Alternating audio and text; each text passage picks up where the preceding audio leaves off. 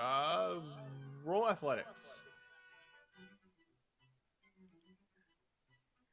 Dude, you just throw it in the distance.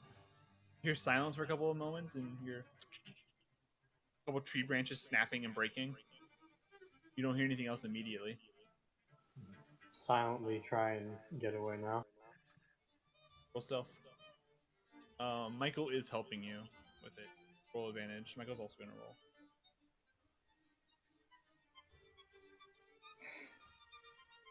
And hey!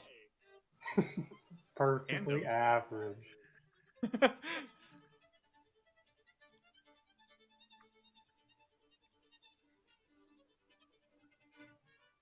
All right. As you guys make your way through, kind of making feel like you're making it way, Michael kind of like shushes you here and there, and both of you guys at the same time kind of like, "We're okay."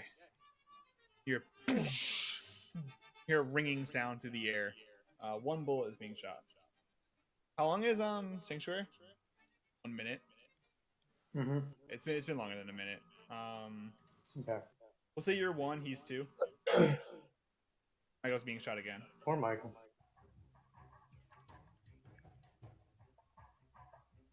14. That does not hit though, as it kind of hits the bush right next to you guys, and you hear from the distance, probably like 40 feet from you guys, "They're over here!" And you see Michael. Oh God! Gotta run again. He just keeps on running. He's just sprinting again, and he's gonna be holding his wounds. Um, just roll athletics, Joel.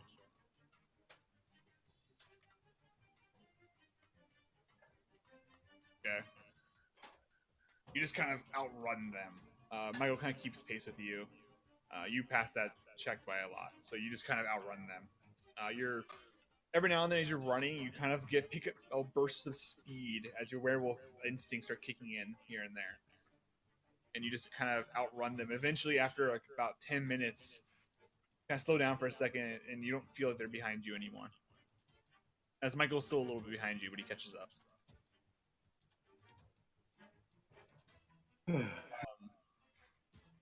As you guys make your way, kind of just keep on running, making distance, you eventually come to kind of a big clearing where you see a dark, eerie 2-story mansion with a large tree out front and a well.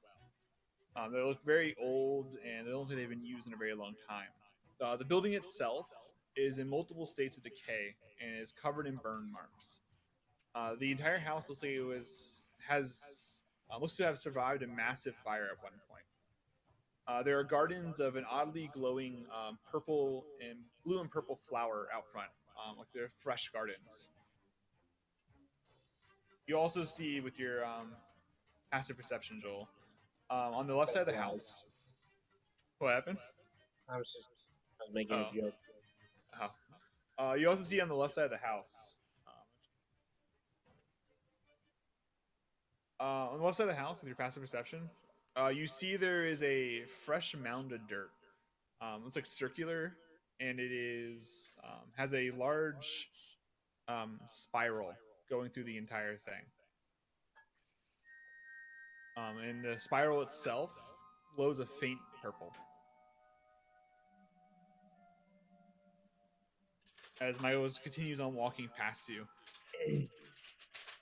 This is my family's home. It's the Past. flower that grows here, Wolfsbane. Yeah. Grab a couple of them. It's That will convenient. change the wounds. Smart. It helps with some of the urges and using some remedies. What they hit us with was weaponized wolfsbane. As you go inside, he picks a couple flowers as you guys walk inside. Hey, Zeus. Hello. Did I miss anything? Joel being shot. Wait, Joel got shot.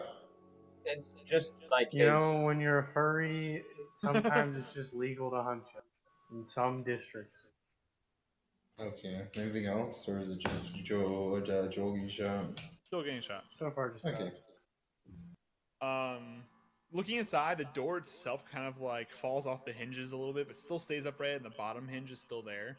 Top hinge kind of just like breaks apart as he pushes the door open.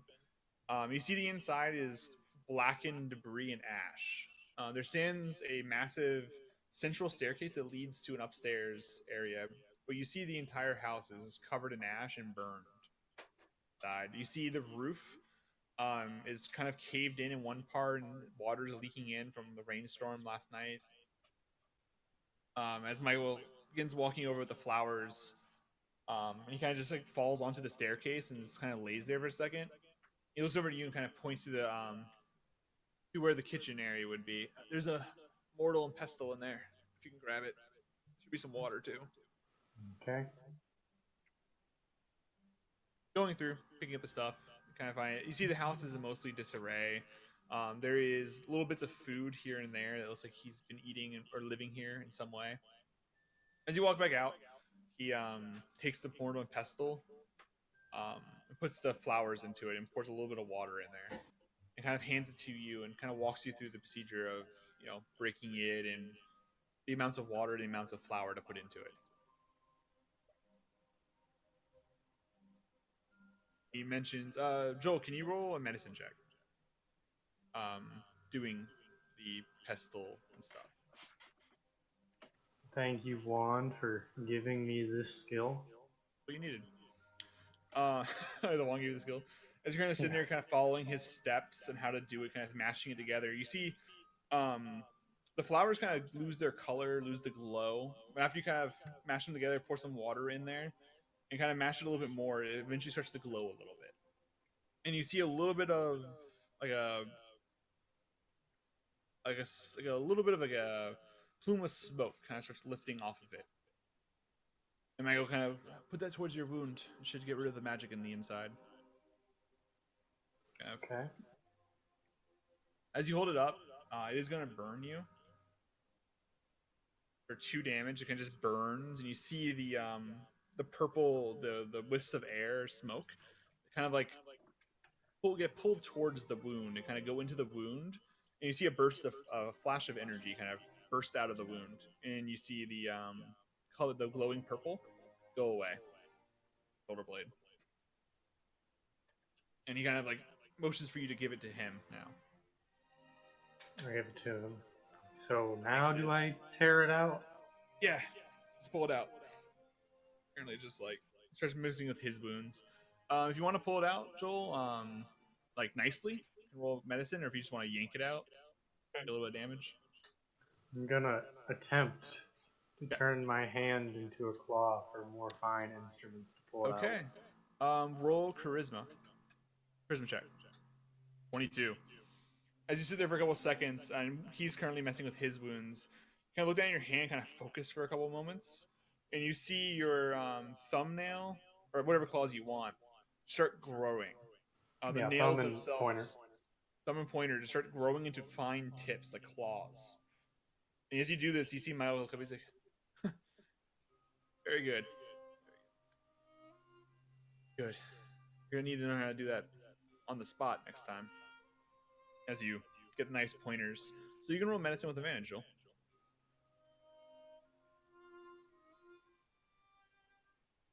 Okay. So you kind of reach in there. It kind of hurts a little bit as you're digging around inside your flesh. You actually find a little pebble and pull it out.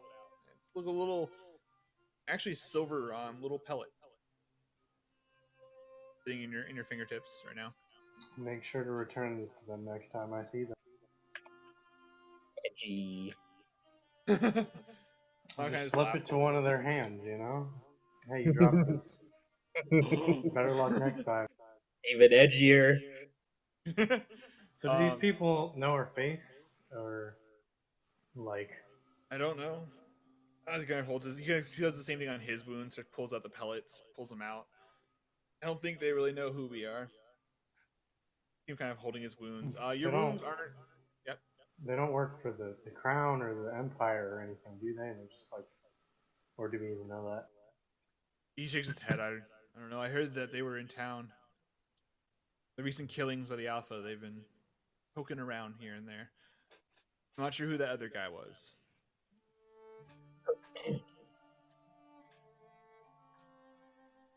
He looks down and shakes his head. Acquaintance of a friend. But I don't know much about him. Wait, you know him? Yeah, he Stands talked to up. Barry briefly. Who's Barry? It's perhaps best you don't know. Wait, True. what? Can he help us? This Barry? Barry, he has difficulties helping himself. He kind of makes a little motion like alcohol. Kind of lifts his Sometimes hand. helping himself too much. Barry will always Some men make time are for slaves you. to their vices. Wish I wasn't in my past. Stands up. Here, follow me. There's clothes upstairs. He like walks up the staircase and goes to like, kind of shows you to a bedroom. Oh. I think Barry would be fucking thrilled to help you out. As you walk in, it is mostly burned. Also, there's ash everywhere. You see there is a new bed, though. Looks very just thrown apart. Sheets are everywhere. And you see him walk over to an armoire and kind of opens it up and pulls out like a t-shirt, not a t-shirt, like a tunic, and puts it on. Gets dressed. Yeah, he puts on a thing and he gets ready. Do you need anything? Clothing? No, I'm I fine. think my uncle has. Oh, you're good. Okay.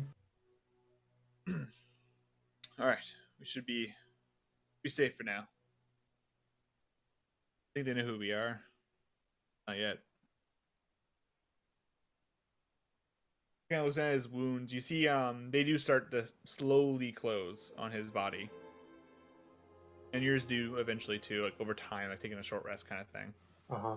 They do eventually start to close a little bit. Would this weaponry be any at all effective against the Alpha? The kind they're using? I mean, he looks at every alpha is different. Let's see. It could be. I don't know. I mean, I haven't actually seen the alpha. I've seen him here and there in glances, and I just faster than him, so I'm able to outrun him. My sister kind of looks down and kind of like holds his head, like kind of holds his head for a second. My sister was susceptible to weapons. I know other alphas aren't. She was though. Every alpha is different. Depends on their personality for the most part. Is your sister the current Alpha, or has been succeeded by the current? He looks down. He looks sad Sorry for a to moment. pry. Okay. I knew this would come up eventually. No. My sister died about 2 months ago. Was killed in the woods just out there. Guessing for Alpha to become the Alpha. This Alpha killed her. He kind of looks around the house for a couple moments. She's all I had left. This fire killed the rest of my family. Nearly took her too. Survivor. Her and my uncle. I'm all that's left. Kind of looks up, kind of tears for a little bit. I'm sorry to hear. No, that's fine. We have a mission. We do. I have revenge. Strong motivator. Revenge. Gets things done. She's gonna like, takes a deep breath. Maybe we should get back to the city. It's a good idea. Let's go. As you guy grabs a coat, puts it on. You guys step out into the cold again. As you guys leave, he kind of takes a couple seconds and looks at the fresh mound of dirt on the side of the house. Kind of just looks at it for a couple seconds. Continues on walking. Joel, can you roll me a perception? Of what variety? Eyesight. What variety? 18. As you guys are walking away from the house, the large tree out front next to the well, as you guys walk by, you see faintly carved into the tree, that same spiral that was carved into your window. carved with those like claw marks into the tree as you guys continue on walking into the forest. Hey, what does that spiral mean? Looks at it for a second. It means revenge. Um, it's an ancient Shiktari symbol, emblem past. It was their way of meaning revenge. Very So much. someone wanted to see revenge on you? Gonna burn my house down, Joel. No. He looks at it. That's been there for years. That's been there since before I was born. Here, he kind of walks you over to the mound of dirt, and you see the spiral in there. The one that's kind of glowing faintly purple is the same spiral. Kind of shows you that he did this one on the dirt where I buried her. Let's see. The reason I asked about the symbol is the person who is so graciously hosting me currently has that symbol on their house as well. Huh. Well, it's not uncommon.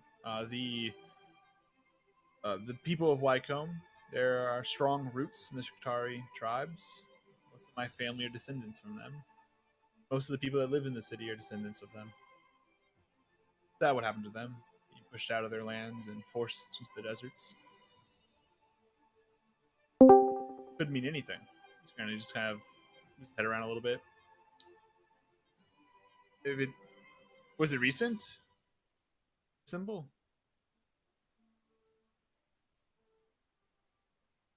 Drinking water. Recent Yeah. that I noticed it, yes. But You might want to ask him about that. It yeah, is just a symbol. there was an incident that happened while I was away. I imagine that might be related.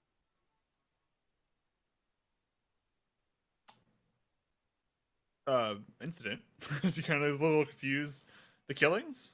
If I had to imagine, would be related to the fact that they temporarily harbored, what's her name? Case Sabor. Case Sabor. I mean, I that symbol imagine does. that would be a good reason for someone to seek revenge. That would be a good reason. She's the one who killed the Baron, right? Accused, but I would know otherwise. Oh, I don't. As you guys continue on walking towards the city, I mean, it could be there are many Shiktari tribesmen that still live in the city. As I said, the symbol runs deep in the culture of Wycombe and the surrounding grounds. God damn it. I mean, anything. Did the one at home look like it was also carved with claws, or like? It did. Okay. It looked like it was like carved with some kind of. Actually, no. You saw the claw. There was a chip of a claw in the glass when you were looking. Yeah, you did see the chip of claw. There was a claw, and it looks very reminiscent of your guys' claw. Very jagged and like sharp at the end, like a predator. As you guys continue on walking,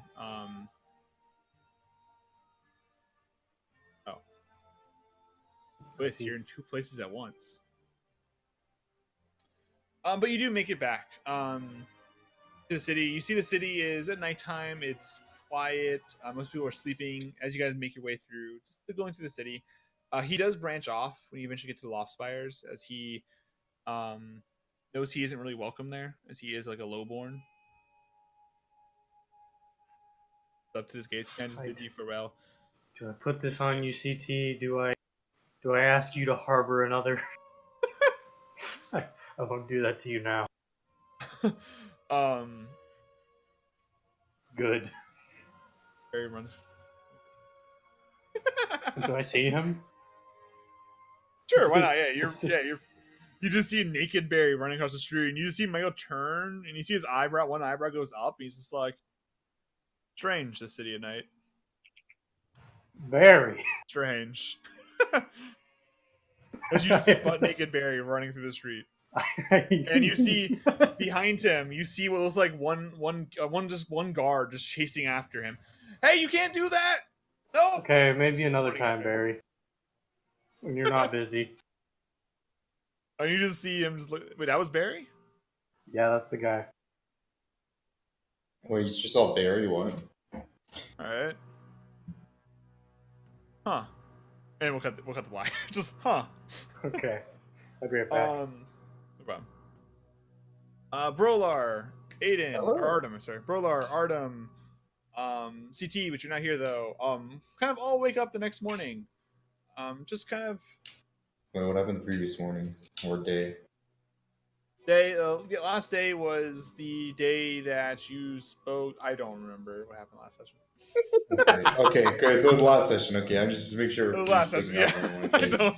Last session, you guys met with Alosha underneath the castle. She discussed her Yeah. suspicions about the attack on Fedowin, and the Crown and the Academy were cutting her out of the investigation and wanted the party to investigate for her. Wilf and Destimo gathered supplies and provisions for the road, and you guys kind of explored the city.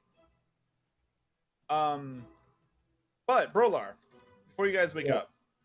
Brolar, during your sleep, kind of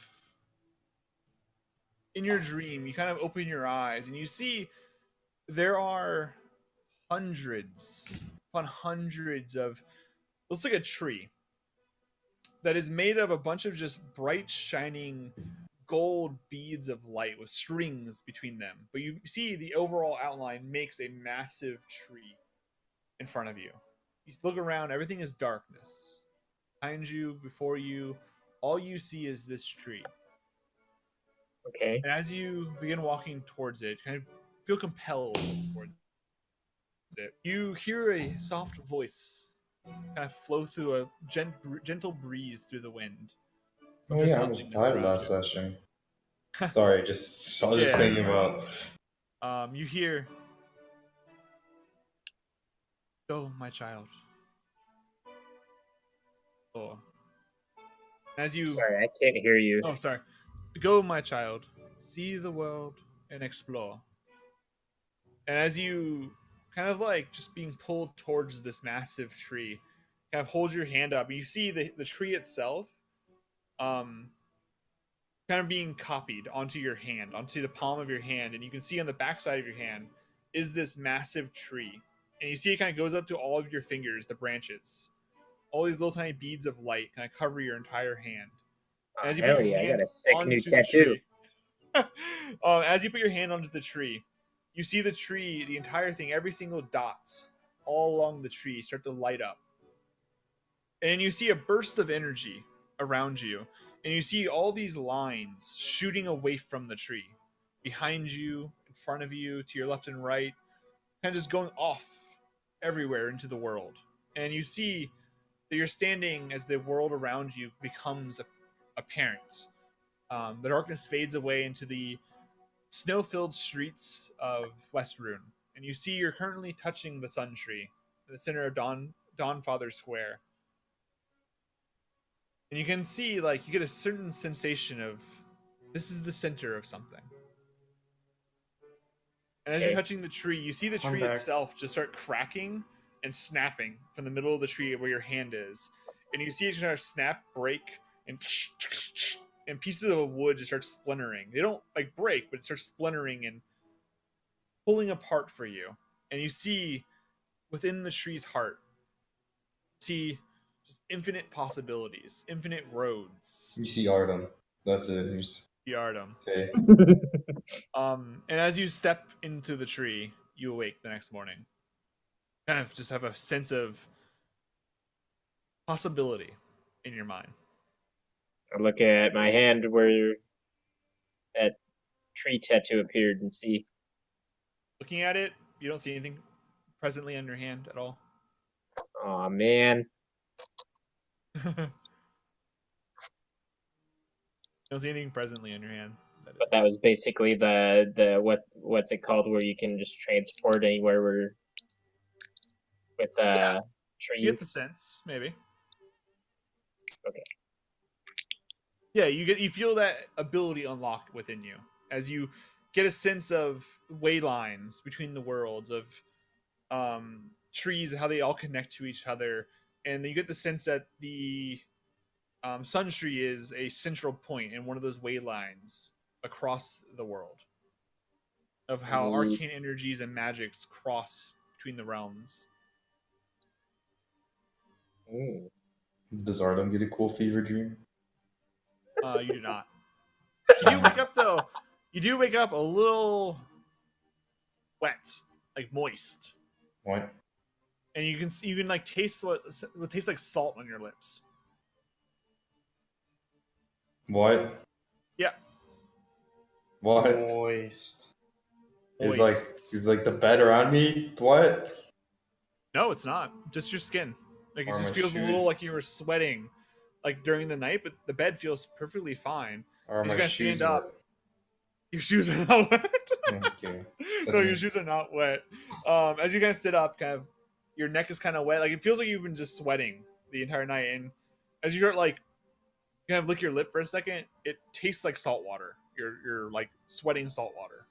I'm sweating salt water. That's what it feels like. What? You kind of stand up for a second, and eventually, after like a minute or two, you stop sweating and you feel fine. But it does feel like it does taste like salt water. Is my finger okay?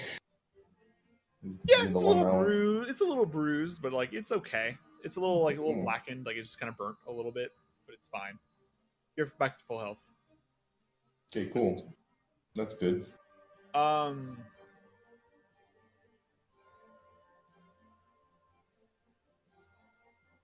Um. It is currently the 28th of Azar. Um. And it's this is one day before the next month. I don't know what that means. It's pretty much November 31st. Next month is Oh. December. Entering into like a Christmas scene. It's called Winter's Crest, which pretty much like the Christmas of this universe. The only person that actually celebrates it is Aiden. It's not really a holiday on this continent, but it is a time of giving gifts. Aiden goes hard today. Celebrating. Gets everyone an exquisite bouquet of flowers. And that is on the 25th of the next month. So about a So, month to it. Straight up Christmas. It pretty much is straight up Christmas. You still have about 4 days until the dinner with Alosha. Just if you guys wanted to do anything during those 4 days.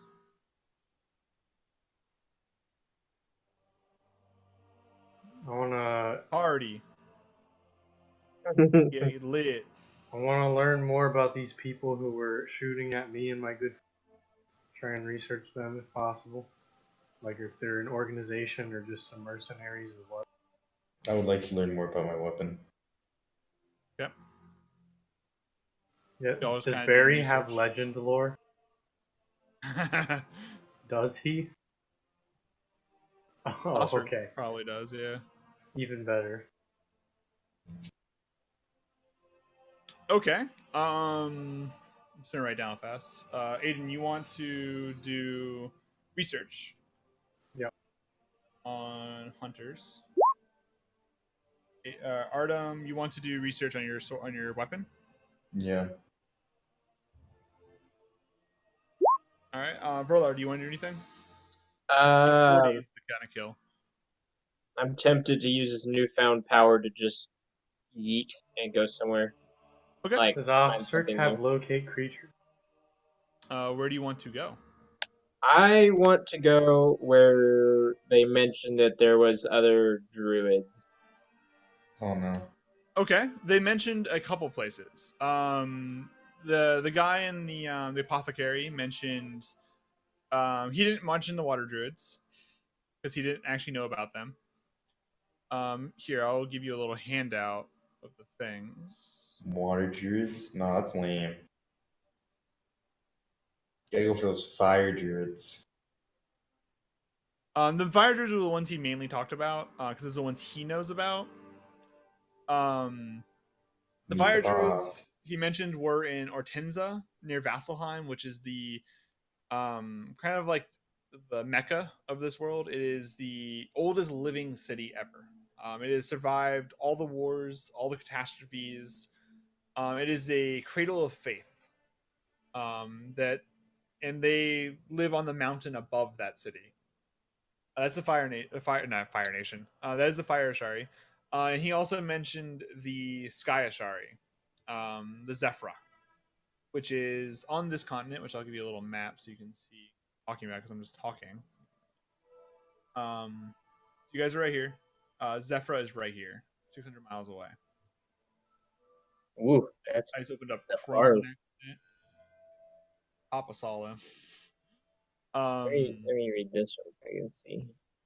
No problem. Which one did he explain the most? So like that, He or what? explained the fire because those are the ones he knew about, and it's the ones he's like visited before. He doesn't really know very much about the other ones.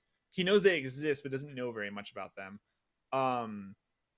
And he knows the fire Ashari. About 20 years ago, they had a massive catastrophe where their tribe and village was destroyed. But they've been slowly rebuilding themselves, getting back to their ways. That was about 20, 25 years ago that happened, though. Would you agree or disagree? Brawler has been there. So, what we're gonna do with that is roll, say high, low, even, odd. I'm gonna roll a d100 if you're right. Yes. If you're wrong, no. What it's is it? like- Huh? What's the roll? It's a d100. I'm gonna Okay. roll it real fast. Just say, do you want high, low, even, or odd? I want even. Even. 96. During your travels, yeah, I mean, Vasselheim is one of the most traveled cities in the world. It is a beacon to faith, pretty much. I'll give you a little thing on it, and you've made your way through there a couple of times. Okay. Let me read that. Ooh, that looks cool.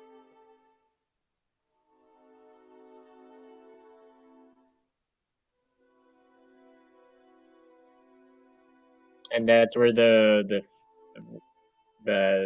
what are they called? Terra? No, this would be Pyra. Okay. I want to go there. Oh, I haven't gave you a little handout for Pyra yet because I wasn't thinking you guys were going to go there. But they're called the Pyra. They're called the Pyra. Yeah, I'm just gonna fucking go somewhere wherever I know the Pyro to be. I guess near Vesselheim. So. All right. Do you want to go into Pyra itself, or do you want to go into Vasselheim, the city itself? They live in the mountains above the city, right? Yes, there's a massive central mountain that the whole city's kind of built into the base of, and they live in the tip of the mountain, which is known as a massive volcano. Oh shit! Well, I'll go up to the. I'll try to find them like at the tip of the volcano then. Okay, give me 1 second, just because I was not expecting you guys to go here. 1 second. You gave me power and expect me not to use. Yeah, no, it's fine. I'll just give me 1 second. But, Going to a volcano. I have to find my people.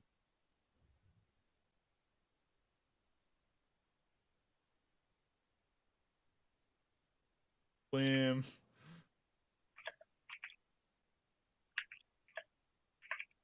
I'm looking at old campaign.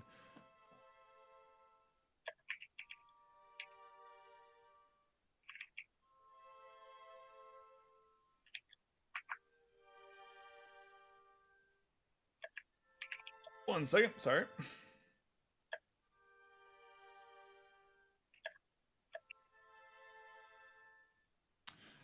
All right, we're gonna come back to you in 1 second. Okay. Yeah. All right, so Aiden, how do you want to go about researching this? Where do you want to go? Do you want to go to the Cobalt Soul, which is the massive library in the city, and the Pinta Market? Do you want to ask around, just random people? I want to ask Barry. Barry? Mm-hmm. Okay. We'll get back to you because CT's not here. Yeah. Yeah. But we'll get back to you. also, did they have any like or anything like that on them? From what you saw, no, they were mainly just wearing a bunch of leaves. They had like dark leathers underneath their outfits. They mainly just wore leaves and plants, and you saw that they wore wolfsbane across their chest. Then in the Guns meantime, is yeah. what were you saying? No, go ahead. Guns are very rare. They're not really used that much in this continent. From your just seeing stuff around in the past like months you've been in this continent, you've only seen a gun a couple of times. The gentleman was the only one that you've seen that actually had a lot of guns, and you've seen no government with guns. Like none of the guards, you've never seen a guard with a gun, other than the gentleman and that one sheriff in Roanne. You would I know will ask from the other Croft continent. about people who might be in town, looking into the werewolf cases, or not the werewolf cases. Don't want to come Yeah, off they that don't know. blunt. Yeah. Asking about the random killings of the innocents and people with guns in town looking into such cases. Okay. Just writing it down so I can remember. All right, so you're gonna go to Croft, ask around there. Okay. Artem, what do you want to do? What? What do you want to do with your sword? My sword. Sorry, What? your glaive. Sorry. My glaive. What? What? A halberd? What is it? Yeah. What is it? It's Okay, a halberd. I always forget what it is. Sorry. What do you want to do with it? Do you want to try and talk to it? Do you want to go to like a library and ask about it or research? Yeah, I wanna poke the eye. And Okay. like try to talk to it. All right, you poke it. It's hard. It's like crystal. You see the eye kind of flinch a little bit. It's kind of hard. What are you saying to it? Who or what are you?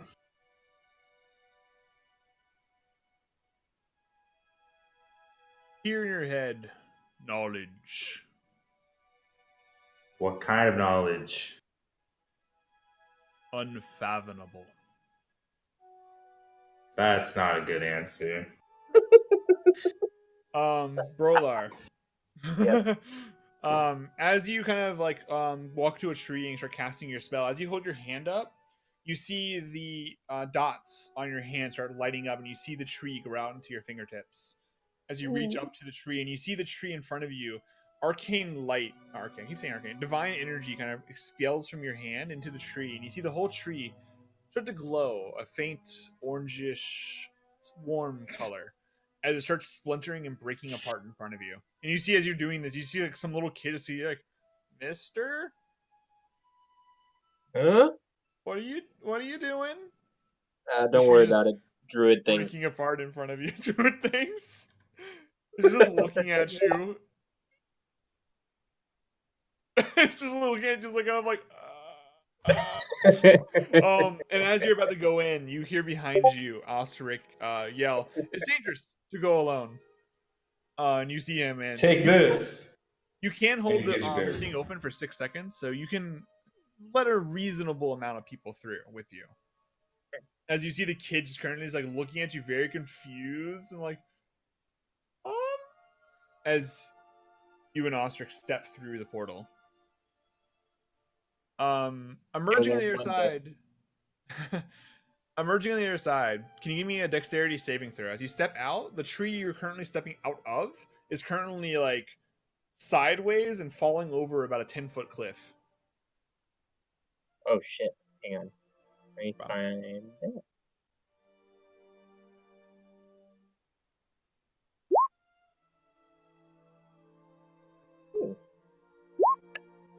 All right, so 18. You kind of fall through, and you kind of like, as you step through, you're expecting to like land on solid ground. Kind of like trip for a second and catch yourself and grab onto one of the branches, and you see Ostrich kind of fall through and kind of slide, and you see his arcane ward kind of shoot up, and you see a bunch of the rocks beneath you kind of like fly away from him. It's kind of 3-point landings onto the ground. You see his cape kind of flutter in the wind. Fancy. As you're kind of hanging there and kind of let yourself go and drop to the ground, you see you are currently in a massive cauldron, a caldera. Culture, you're being cooked. A caldera. It looks like you're in the top of a mountain. As you see you're in this giant like bowl-shaped top of a volcano. You see you're currently in a massive forest of dead and petrified trees. You look around, there's no leaves on any of them. There's barely even wind up here.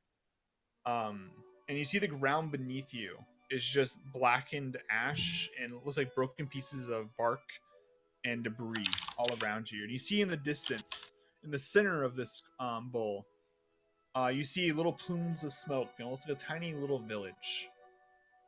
Distance. As you and Oscar kind of step through the portal and look around and see all this at once. Well, after you.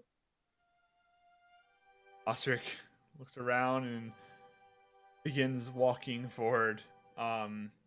As you guys begin walking forward, you hear and you feel the ground beneath you start rumbling.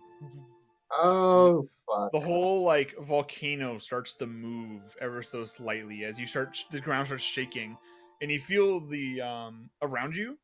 You see the ground splinter and break and kind of sunder, and you see a bunch of walls start around you guys and makes a box around you, and you see the roof gets closed by a stone wall. That's roll end right there. As you and Oscar kind of look at each other in pitch darkness, Aiden, as you come to Croft, you see Jonathan's out there and he sees you, just knows you. He's like, oh, she's inside. I think she's doing paperwork. Opens the door for you, and Aiden, as you walk in, you see Croft. Her hair is a little undone. It's pulled back into a nice ponytail, but you see in little pieces, it's kind of like it's been poking out, like she hasn't washed it in like a day or two. She has bags underneath her eyes, and she's currently just poring over multiple different reports are on her desk. You see some of her armor is taken off, and she's wearing like a tunic underneath. And some of her armor is placed around the room, like she's been like pacing and putting armor, taking it off, putting it back on. As you walk in, she looks up. Hello, Aiden. Did you not go to Felderwin yet? A little puzzled that you're here. Huh? The contract that Artem and Osric accepted on your behalf. You guys not leave yet? No, we're not leaving until after the festivities. Has my character spoken with them about that You yet? have not, no. I have not spoken with them about that yet, but Wait, I thought we did. I trust they But we haven't not run left into me him yet. behind. We're No, not because running into each other yet. you guys haven't seen him yet. Oh, where the hell have you been? Oh wait, you've been dead. Never mind. Yeah, carry on. Well, I'll let them inform you. Is there something I can help you with?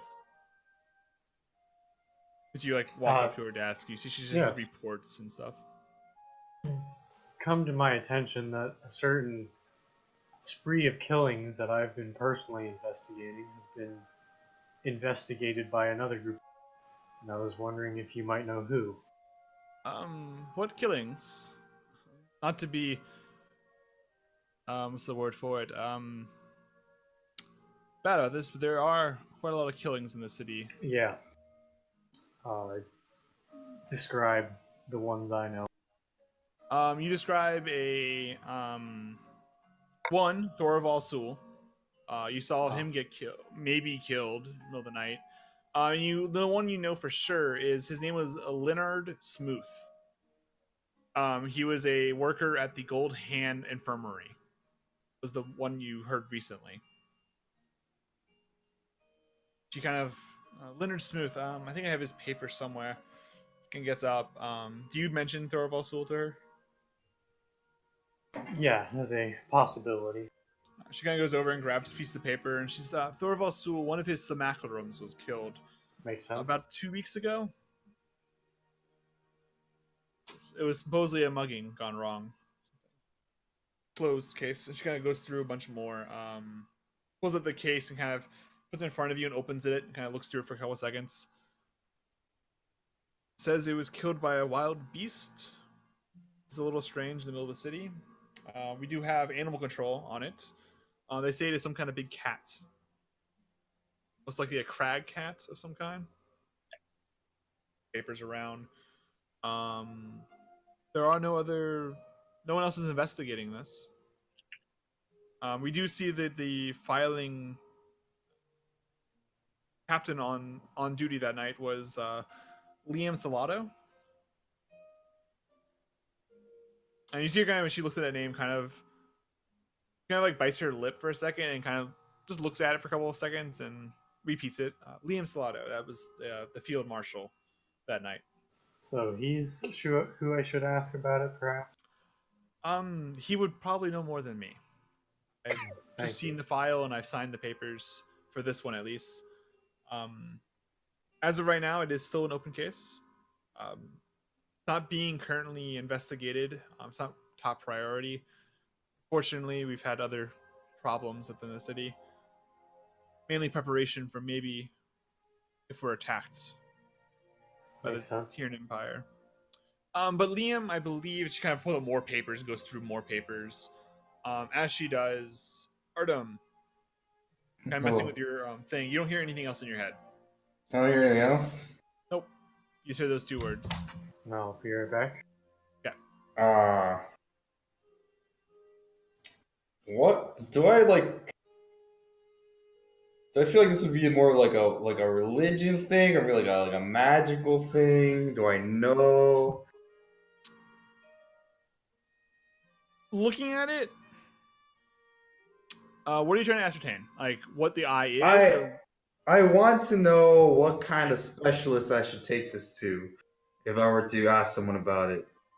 Looking at it right here, it looks like it's magical.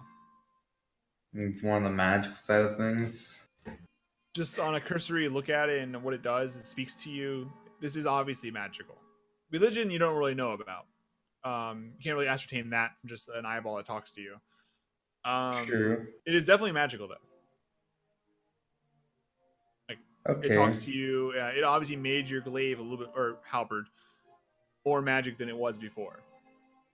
And you also did hear that when you were messing with that one axe too. Wait, what? The massive glaive. You said you were going to mess with it. Yeah. You heard the words "consume" in your head. I'm just trying to reminding what you heard Yeah. last time.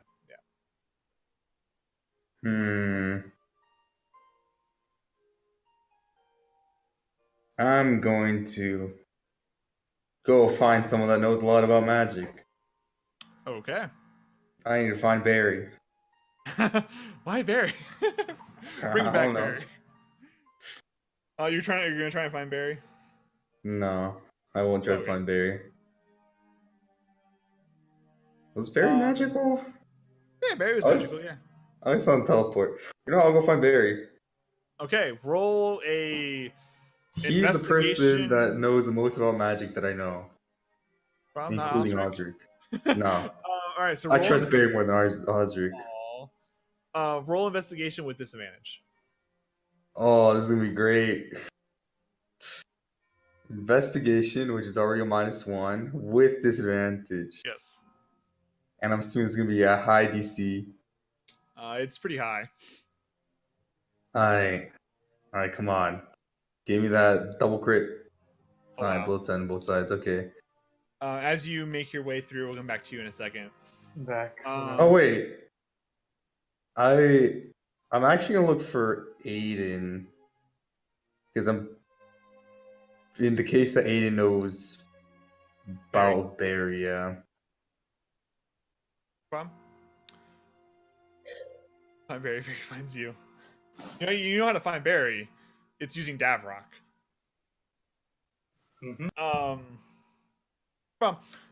Going around, asking around. We'll come back to you, but you're gonna look for Aiden.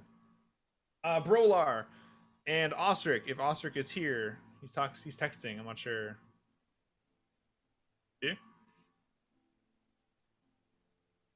Okay. Brolar, you hear a couple of moments of just silence as you're just in this black box of stone currently all around Hello? you. Hello? Moments Okay. of silence go by, and eventually Hello? you see at about eye level, you see a slit, slide. Hello. Hey, CD. Okay, I'm here. Bonjour. Ostric and Brolar, you guys are just in this box of stone in this cauldron on this mountain. You see like a part of the stone slide to the left, and you see sunlight kind of pour through the slit, and you just hear, "Are you enemy or friend of the Pyra?" Is that Well, like I'm throw no fire? enemy. Is that friends? Friends to all. What is your business here, friend? Well, we're just exploring. Wait, don't we have actual business here? You definitely came here for a Exploring reason. involves finding us. You teleported in. You knew where you were going. What is your reason for being here? Remember, we do not take kindly to invaders. We weren't invading. I just wanted to find some more druidic skills, I guess. I also have Persuasion. queries. Roll persuasion with advantage. Ostric helping you.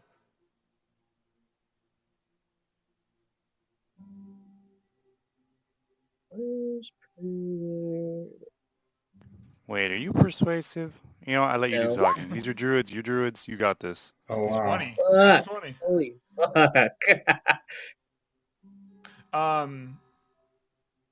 You see him kind of, oh, he backs up, and you hear someone yell from the distance, "Let them through!" And after a couple moments, you see the stone start breaking down in front of you, kind of falling back into the earth itself. As it falls away, it kind of falls off. You see the roof above you kind of falls to the right and falls into the earth. You see there is 6 mixed race people wearing dark browns and reds. Most of them with their heads shaved and many tattoos across their face and all down their arms, kind of standing with spears. And you see in the distance, about 20 to 30 feet away, kind of standing there with one arm. Um, his arms are crossed, but he's currently missing his left arm from the elbow down. This man with just pure onyx skin. Um, Pure onyx skin with long white hair kind of comes down to his chest. And you see it's kind of flowy and silky with the wind kind of flowing back and forth, with tattered robes around his waist, wearing no shirt. You see his many scars and burns all across his chest and his shoulder blades. And very, very built. Very, very big guy. Like he spends most of his time working out. Is currently missing his left arm. Oh yeah. No, you better reroll. You better roll with advantage. Oh fuck. Yeah, there we go. That's more like it. Yeah, you're right. You're right. I You're just, right. You're right. You're right. Very nice. You wish to learn the ways of the druidic herds. Come, young one. Well, He turns and just keeps on walking, not waiting for you. And you see the couple tribesmen put their spears to the side, like, at the ready, and kind of stand kind of like a line in front of you to let you keep walking towards the city. well, as long as it after takes less you. than 4 days, because we got a ball to go to. So you better condense that training. The training takes as long as it needs to. You must be ready in the mind and the body for what What lies role are ahead. you singing there? No, I get that. I get that. And his pants are brass colored, kind of brass colored with maroon lining, kind of billowing pants. And you see on his right hand, he has these massive brass gauntlets on his right hand. He leads you towards the city. It's a very, very small village made of tents and dwellings, mostly constructed of either tents or blackened gray stone from the mountains themselves. You see many of the buildings are pieced together in many different kinds of stones. All of them are kind of blackened with this ash. It's kind of prevalent in this area, being on top of a mountain, a volcano. As you continue Igneous into the rocks? center, huh? The igneous rocks? We gotta get some of these so we can scrape off dead skin. If you wish, um, Can I have some pumice rocks? Markel will help you with that. He, Sweet. the young one, as he kind of points you in the direction on the edge of town. There's like a small little hovel that you kind of make your way to if you want to go to Osric. Oh, I want to see what happens to Brolar. Gotta make sure he's safe. We'll collect Brolar, some he of doesn't. He kind of takes you to the center of the town, where you see there is a small crack, maybe about 7 feet wide, and about 8 feet lengthwise.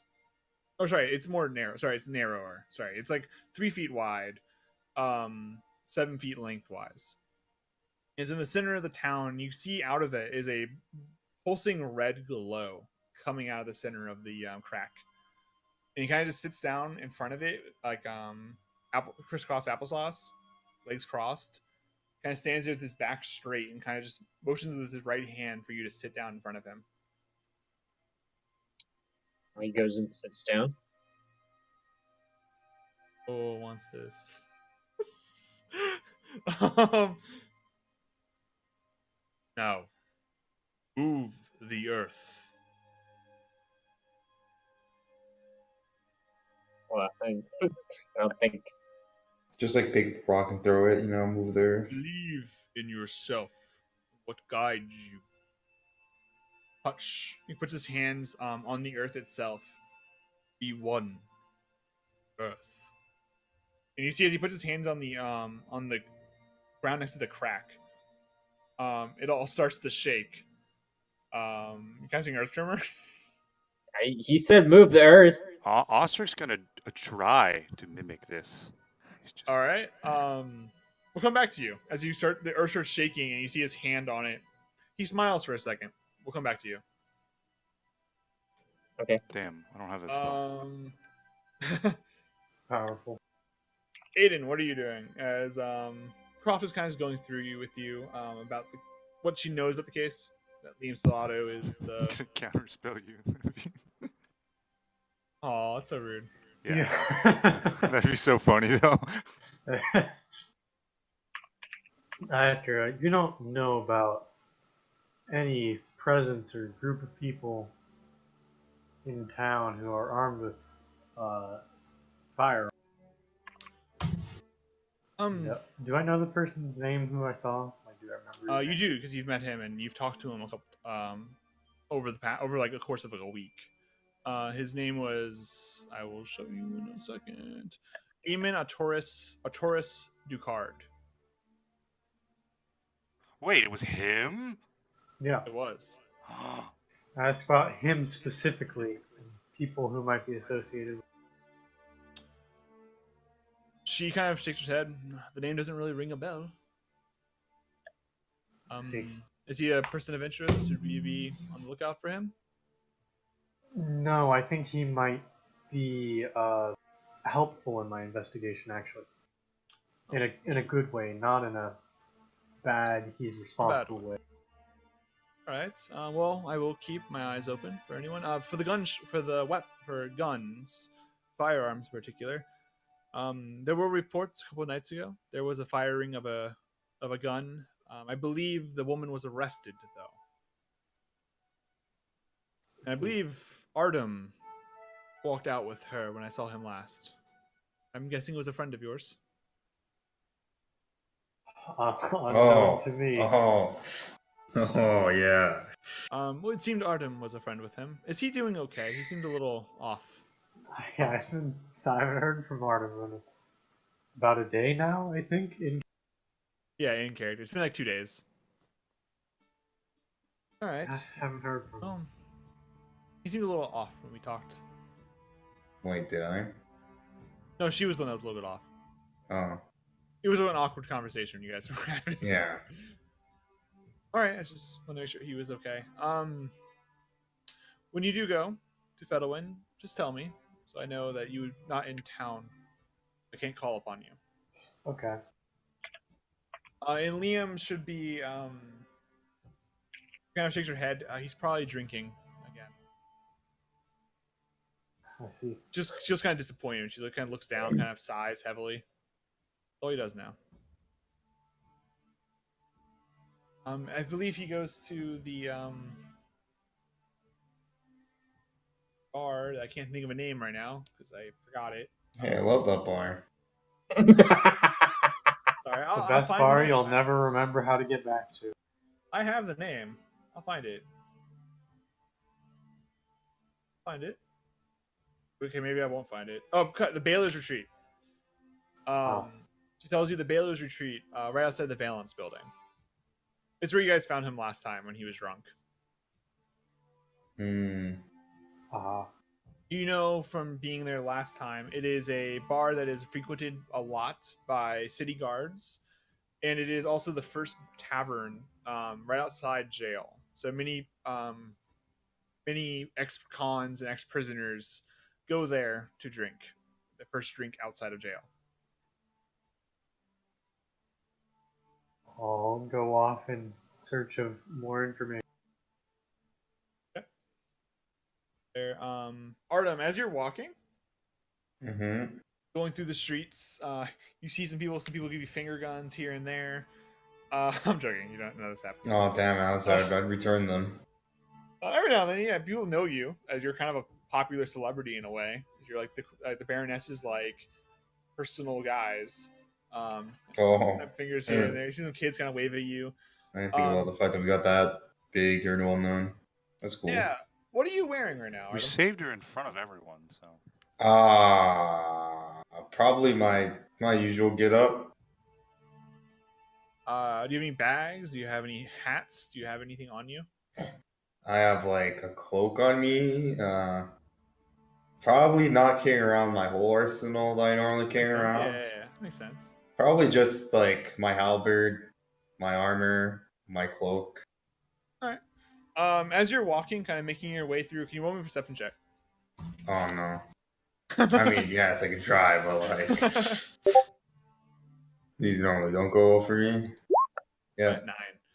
9. As you're kind of walking, you feel a tug. You kind of turn and kind of look. You feel your cloak is gone. You gotta turn the cloak. My cloak is gone. It's gone. You felt a tiny bit of a tug, and you kind of like, huh? And you kind of turn. And as you're turning, you kind of see it glancing out of the corner of your eye. You see your cloak is gone, and you see it scurrying away, probably about 30 feet from you, and you see it just scurrying between people. You run. You can just dash after it. Yeah. You see it kind of run up the wall and kind of looks down at you, and you see a tiny, about 1.5 foot tall monkey with the dumbbells, with a little tiny hat on, wearing a little tunic, kind of just carrying your cape, and looks down at you, sticks out his tongue. Wait. I throw my weapon at him. Okay, go for it. Get back here. This roll I think is right. Yeah, that hits. Poor monkey. As you see the monkey, you kind of sitting there and looking at it, he kind of sticks his tongue out at you, kind of holding your cape over its shoulder, like it's really proud. You just like, just yeet your halberd at him. And you just see, are you doing lethal or are you doing non-lethal? I'll do non-lethal. Wait. Right. Yep. Does the monkey look? The monkey has a hat, right? So it's like probably someone's pet or something, presumably.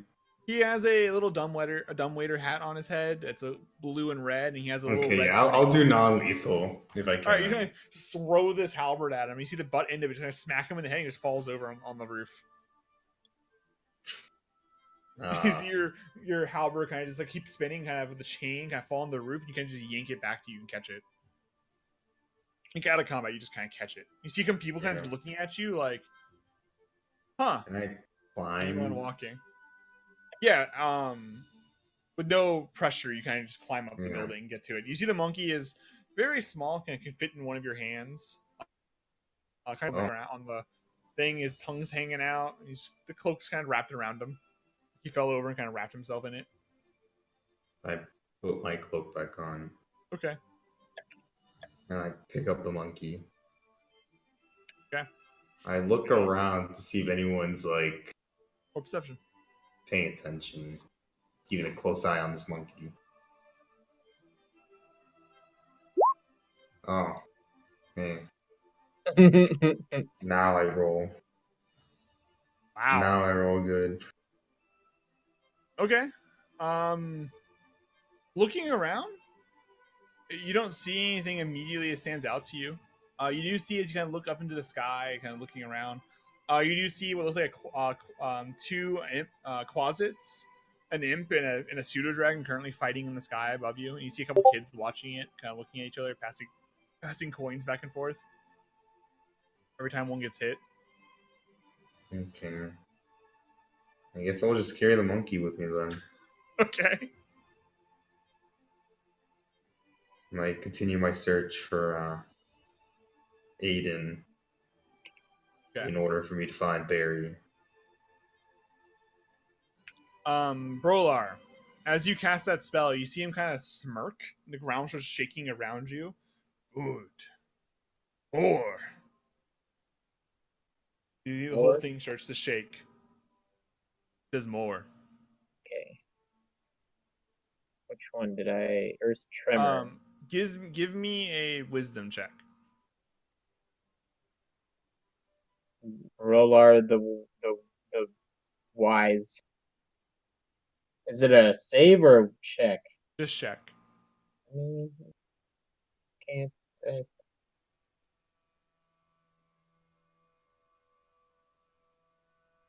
Ostrich, are you doing the same thing you said? Yeah, I'm gonna try. All right. As you're gonna start shaking the earth, you see the ground stop, like kind of start simmering down, and kind of she said, "More." Ostrich, give me a wisdom check. Again. Why not? So your power level. Oh, Okay, Oh. Krillin. Perfect. Am I doing this right? As you look at your hand, Ostrich, as you kind of reach down and kind of squeeze your arm a little bit, trying to make power, you hear, and you look down and you open your eyes and you see the ground beneath you starts cracking. I'm doing it. And you see, Brolar, you see the man in front of you, which hasn't gave his name yet. Just smile. Good. And you see the earth between you guys, the big crack in there, starts separating and getting bigger. As it starts cracking and getting farther, and you see him sliding away from you as he currently just grips his fist, and you see all of his muscles start popping all over his body. He starts like holding the fist out, and he starts sliding away from you as the earth separates both of you guys, and the crack between you gets bigger and bigger. No, you guys are breaking the earth apart. Put it back. Wait, what are we doing here? I'm just gonna split the earth in half. Brolar, as you kind of sit there and kind of open your eyes, you see him sliding away from you, and you can see down this crack. You see it's still going, like it's getting wider and wider. The space between you is getting further and further, and you see down. It drops by about a couple 100 feet, and in the center of this crevice is a small bead of red light that is currently just illuminating everything in here. He looks at you. It is a leap of faith. What is this, Spider-Man? Not know what that is. Well, his fellow druid.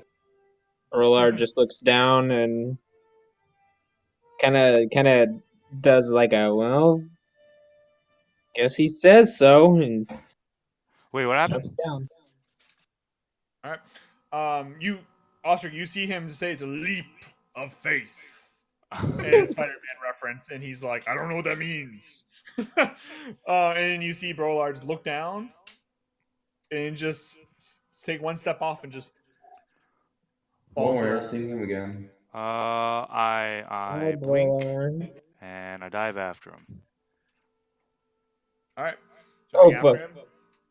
Yeah. Osric, as you just step off and fall behind him, you feel the wind falling behind you. You see Brolar ahead of you. Brolar, as you're falling, you just the wind gets faster and faster and faster as you feel your skin getting pulled back, your hair being pushed, all of your clothes are kind of like just fluttering in the wind. Feel you're just gaining momentum, until you're about 30 feet. All of a sudden, you feel yourself stop. Your hair kind of floats your hair floats upwards, and you feel gravity around you start shifting and moving, and you feel like your feet are about to touch the wall, and then you get sucked towards the ball of light. Osric, same thing happens to you as you kind of fall down. But Osric, can you give me a wisdom check? You Maybe. can't roll 1 2 times in a row, can you?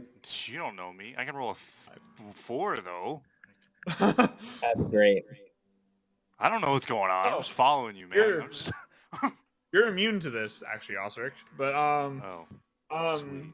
as you hit that barrier, Brolar, as you kind of getting sucked in, you kind of whip around. You see Osric falling behind you, and he hits like a barrier, and you see a burst Ow. of just red flame, Oh, and sweet. you see Osric go flying back out out of the crevice. Yeet! Osric, you go flying back up, and you see the man sitting there, the dark onyx skin, just looking at you with his eyes. You go flying in the air and kind of curve over him. You're going to fall about 40 feet, Osric. Once you have a way of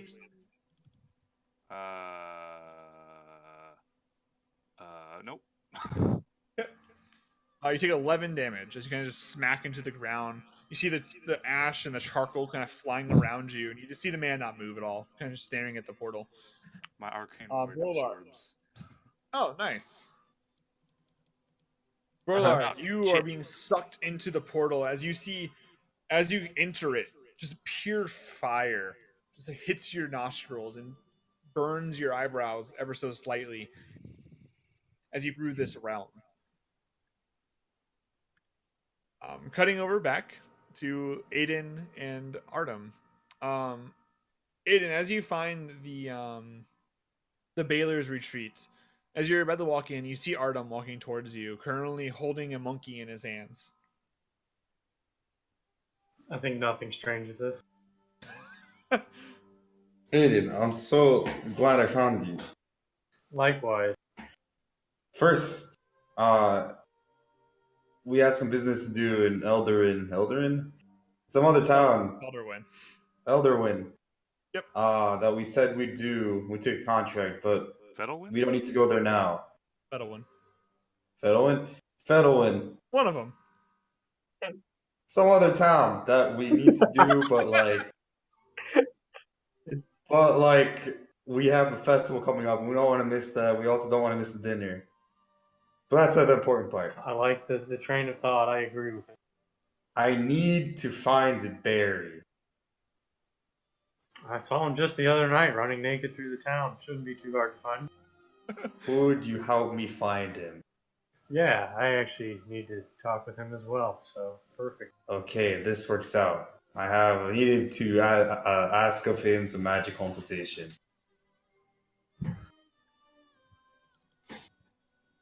Don't worry about what that means. Okay. Just, first, I need to talk with someone in the bar here.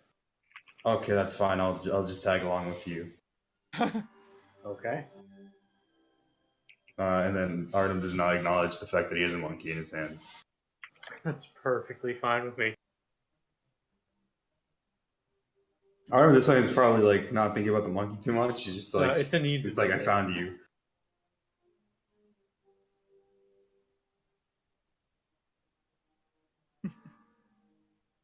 And the monkey comes with a cool hat. Assuming the monkey's allowed in the bar, we'll go. Yeah, the monkey's allowed in the bar. As you walk in, you see there is an assortment of people in here. Many of them are King's Guards, Crown's Guards, as you know them. Currently off duty, their helmets are off, their weapons are at their sides, currently drinking, talking about the night before, the early morning. You see in the bar itself is sectioned off. Not like officially, but there is a section where there's just pure guards, and there's a section where there's just pure ex-inmates or criminals. So they've been just fresh out of prison, and they're all currently just intermingling, talking to each other. You do see pretty much instantly, Aiden, Liam. I'll give you a photo for him. You guys haven't seen him in a while.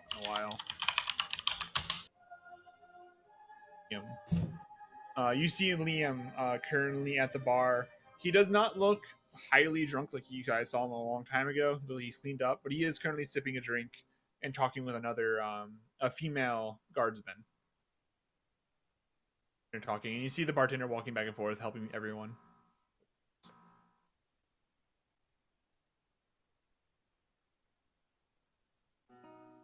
And as you guys walk in, you see the bar owner, which is a portly halfling man. Hello. What would you guys like to drink? A god or ex-inmate? Or a newcomer? Do you have lemonade? I believe we have some lemonade in the back. Lemonade for you and lemonade for the big man also. Yes. All right, lemonade it is. And he gets off a little stool and walks back. And you see him start pouring some drinks. Comes back with 2 lemonades. Puts them on the counter for you guys. How refreshing. Anything to eat? Anything hotter than lemonade? No, just a drink for now. That'd be 1 copper. I'll give him the 1 copper because I still have some copper change. I don't have any copper. Oh, I do. I have 2 copper. Perfect. I just need 1. I'll give him both. Oh. And then the second lemonade coming up. He grabs it and puts it in his bag, and you see him start making another lemonade for you right now. Sure. But yeah. I watch carefully as to how he makes the lemonade in order for me to learn how to make lemonade. All right, roll perception with intelligence. Can I roll it with wisdom? You cannot. Alright, so pretty much my investigation roll. Alright. It's a weird thing he's doing. It doesn't seem natural at all. Do you guys want to do anything in the bar? Are you gonna just watch Liam? Or are you gonna talk to him? Generally, he's having a okay conversation with I'm gonna a female guardsman. Go talk to him. You know, kind of cut in when I feel there's a break in his conversation. All right, it's easy enough. You do see is kind of just watching him. It's kind of awkward a little bit, and every now and then there's long pauses of 30-40 seconds, and he'll start the conversation up again, and she kind of just looks back at him and starts talking to him again. So you can find breaks in there here and there, and as you step in, you see she kind of just gets up, takes her drink, and she's, as always, Liam, nice conversation, fun, turns away from him. Oh, hi, Aiden, right? Yep. Right, Aiden. And Artem. Yes. I remember you. You helped me. Thank you for what you did for me. Thank both of you. Thank you. You're welcome. Remember last time you guys saw him? He was in prison in the Valence building for being a traitor. That's the last time you guys actually saw him. Because he was wrongfully accused. Yeah. Are you here for drinks? I can order more drinks for us. I kind of snaps his fingers and he's like, Michael, more drinks, please. Yeah, No. why not? Oh, sure. Oh, wait, no, you don't need to buy more drinks. I just pull out one of the bottles that I probably would have brought with me. You have a lot. You pull that out. He's like, oh, that's fancy. Michael, never mind. See Michael kind of grabbing another beer. He's like, oh, all right. Gotta put stuff back. All right, that leaves me to 15 assorted nice wines left. So many of them. I also bought 10 pills. I remember, yeah. As you guys sit down and cork the bottle, Brolar, Yes. as you emerge on this other side, it feels.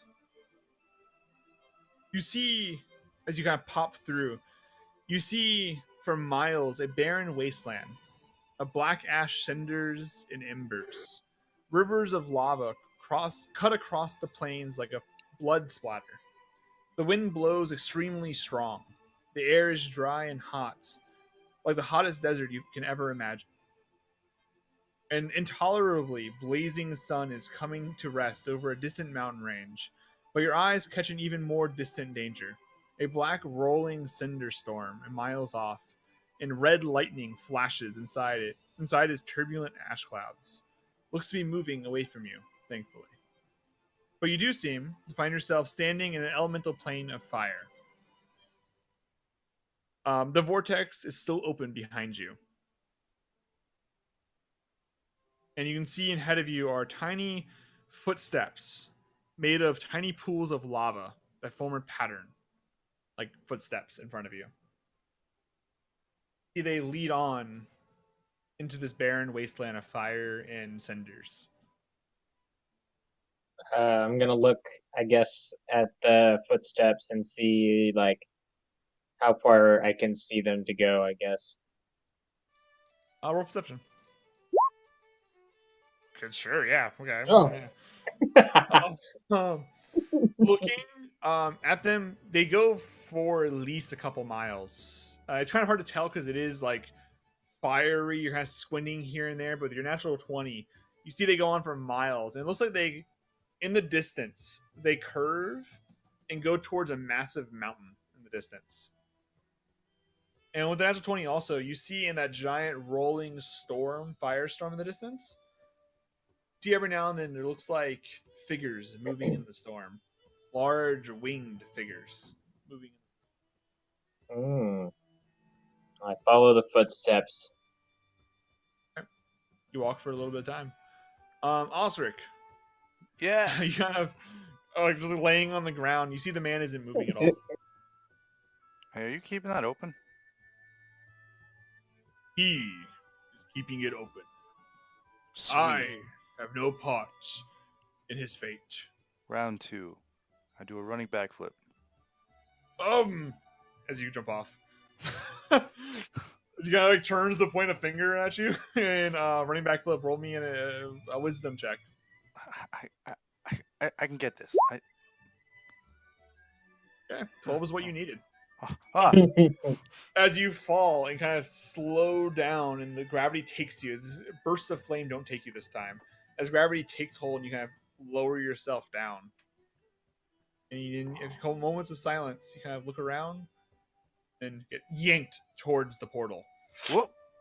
And you appear also when I just explained. You see splatters of lava, looks like blood splatter. Barren landscape with rolling fire lightning storms in the distance. And you can see Brolar maybe about a couple 100 feet ahead of you, following a path of lava footprints to the distance into the barren wasteland. Do I see Brolar? You do. You see Can Brolar in the distance. Can I assume that I basically like saw him with that fucking 29 perception? With that 29 perception, you hear him, and as you turn, you see him. Hey, I made it in. Took a few tries. We're good. CT, My fucking behind you glowing as you white kind of fall through. Keep each other safe. Follow the footsteps. Together, you shall survive. What? Is that not a chance? Is there a chance we won't? You get nothing else. We gotta follow the footsteps.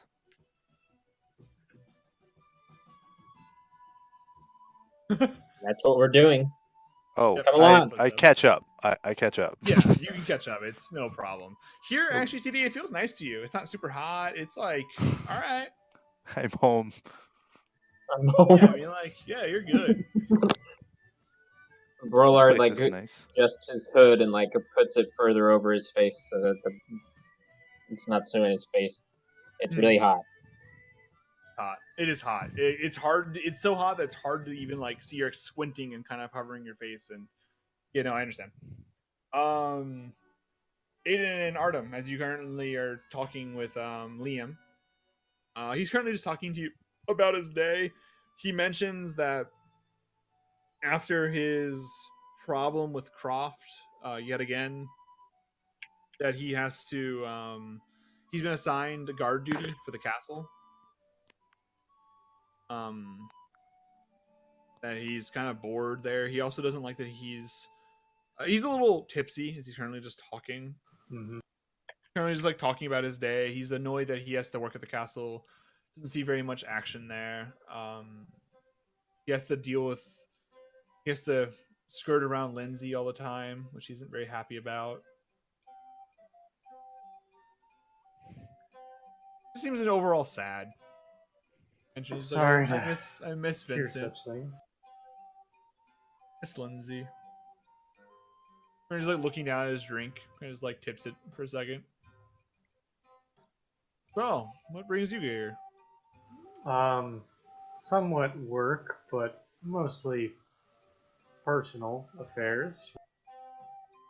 You wouldn't All right. happen to know anything about people who might have been asking or looking into uh, the murder of Torvald Sewell, Simaclarum, and the other name I don't remember. The other guy was Leonard Smooth.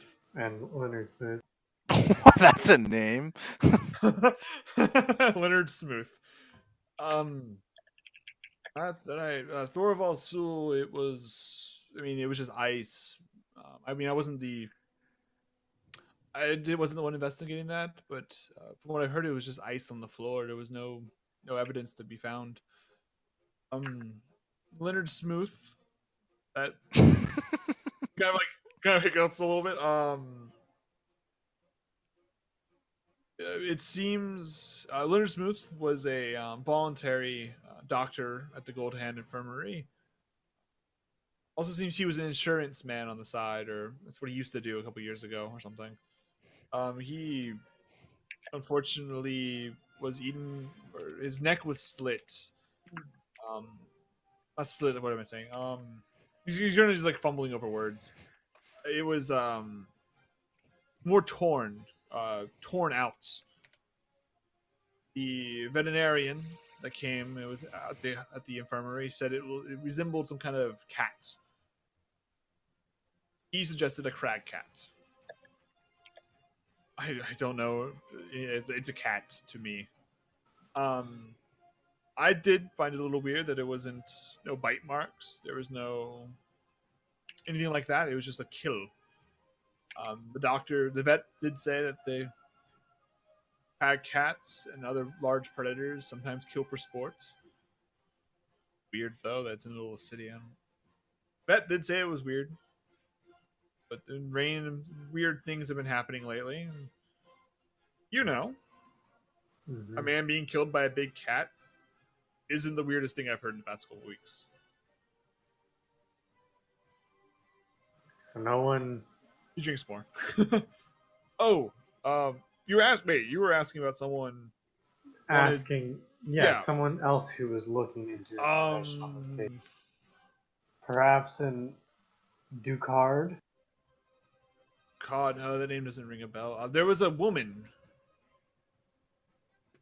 Long hair. I think it was blonde.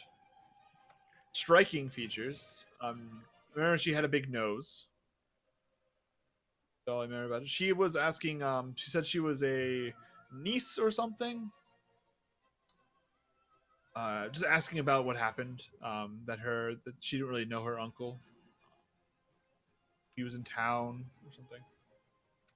That's the only one that really asked any questions about his death. Leonard Smooth, from what we gathered, wasn't really a people person. He kept to himself and just did business work at the infirmary, mostly bookkeeping. See, what was the girl's name? If she gave it to you. I think her name. I have notes. They're at home. He pauses for like a good 10 seconds. Do you want to? Well, do you want me to get them? If Probably it's good. not too much trouble. I can get them. As he gets off his stool and kind of like stumbles a little bit. All right, yeah, let's go. Michael, I'll pay you later. Alright. As he begins walking outside, he I- leads you. Huh? I flip a platinum to him, to the Michael bartender. Yeah. It's on me. grabs it. He's like, "So I can't take this." Comes back to you with the coin. His bill is 4 copper. Oh. It is a business thing. I cannot take Oh, any okay. more than this. Okay. He hands it back to you. I see. I flip an electrum and then I walk away. You- Before he can return it, get out. uh, he holds his finger up and he's like holding it in his hand. And you just run outside. Go outside. You see Liam kind of stumble as you guys kind of rush outside. He's like, "Oh, hey, oh, you're in a hurry. Okay, I can pick it up. I can go. I can move." As he like continues on. As you guys are walking, he's walking with you guys. Kind of stumbles here and there. He's kind of watching. You see a couple guards walk by, and he kind of straightens himself up and kind of salutes at them, like he's acting like he's okay. As you guys continue on walking, Artem, he kind of turns to you. So, has Croft ever mentioned me? I see that she's taken a liking to both of you. He said anything? Like anything about what? I've just anything. She was pretty mad at me about what happened. And I think it's kind of punishment putting me with Lindsay. No. Forgiven me? Not that I can recall off the top of my head, no. She told me to find you here. That's about it. She knows I'm drinking. Okay. He kind of looks down and kind of just like, all right. My house is right over here, and he kind of leads you towards the east side of town. Kind of deeper. It's not a super nice part of town, but it's more upscale than it's kind of middle class. It's like he has a nice house, a little townhouse. He kind of leads you in, finds a notebook. But Rolar and Osric. Alright, I gotta get off and call it for the night. Okay. I'll see you guys tomorrow, or talk to you guys tomorrow. Yeah. We'll start earlier next time too. We started late tonight. I mean, I didn't show up until like later, anyways. So That's cool. Yeah, no problem. We walk through lava land. Yes, as you make your way through lava land, you guys come to the mountain, and as you guys have been making your guys' way kind of through this ashen like lands, you gotta make your way to a large obsidian tower, spire actually, and you see at the very tip of this spire is a floating red orb that's spinning in place. And you see as you guys walk up, you guys passive is actually the exact same. What's bad noise? Something I'm doing? No. The video, he just. Oh. Yeah, we both have 19 passive. Yeah, you guys both have 19 passive. We are perceptive lads. Yeah, as you guys are walking through, you guys both come to this black spire. You see the footsteps stop at them. You guys have been walking for a couple of hours right now. Jesus. Yeah. You guys come to this large. Wait. Dog was making a weird noise. I was just like, I turned around. It's okay. All right. In the distance, shooting red lightning bolts here and there as it kind of gets closer and closer. It's getting closer and closer to you, as you guys have been walking for the next couple of hours. Brolar, can you give me a Constitution saving throw at advantage because you kind of like covered your face and everything. Wow. You good, mate? Take 1 level of exhaustion. How do I do that? So, on your character sheet. Oh, yeah. 1. but 1 level of exhaustion. Which I think you have disadvantage on ability checks. Yep. That's That's bad. what it says. As the storm just kind of beats you down with the heat and kind of exhausted from walking through all of this, just it feels like you're in a burning like inferno. It's not burning you, but it's like it's hot and it's wearing you down. Okay. As you make your way through all of these, following the tracks, kind of keeping up with them, the storm is getting closer and closer to you guys, kind of burning the sky towards you. You eventually come to a large obsidian spire. The very tip of it is a spinning red orb, and just spinning in place. And as you guys walk up with your passives, you guys see that the footsteps lead right up to this spire, and you see on the spire are 2 handprints that are currently glowing like an orangish color in the stone in the spire itself. You have That's 2 all you guys hands. see. Yeah, I do. Oh, Maybe- Sekiro unlocked. Just got the notification. Nice. Maybe you should touch it. Feels like the right thing to do. You hear both of you guys hear this loud screeching noise in the distance. Like a And baby. you see, yeah, like a baby. No, more like a predator, like an eagle. Like Something. what the circle of planes, like that creature is.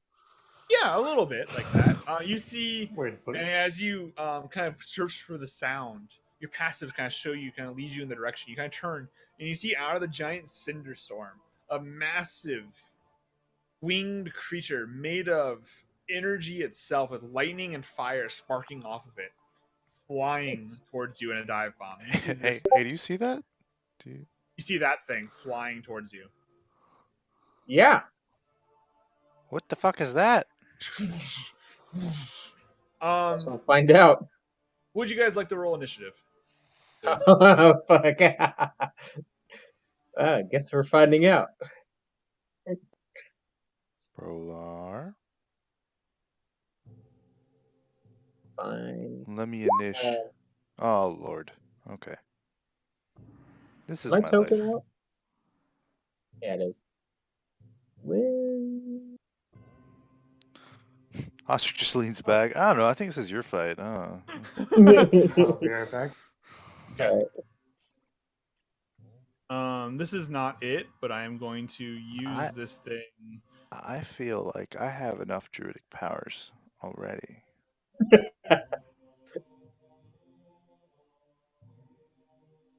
I'm going to use this thing as the stat block.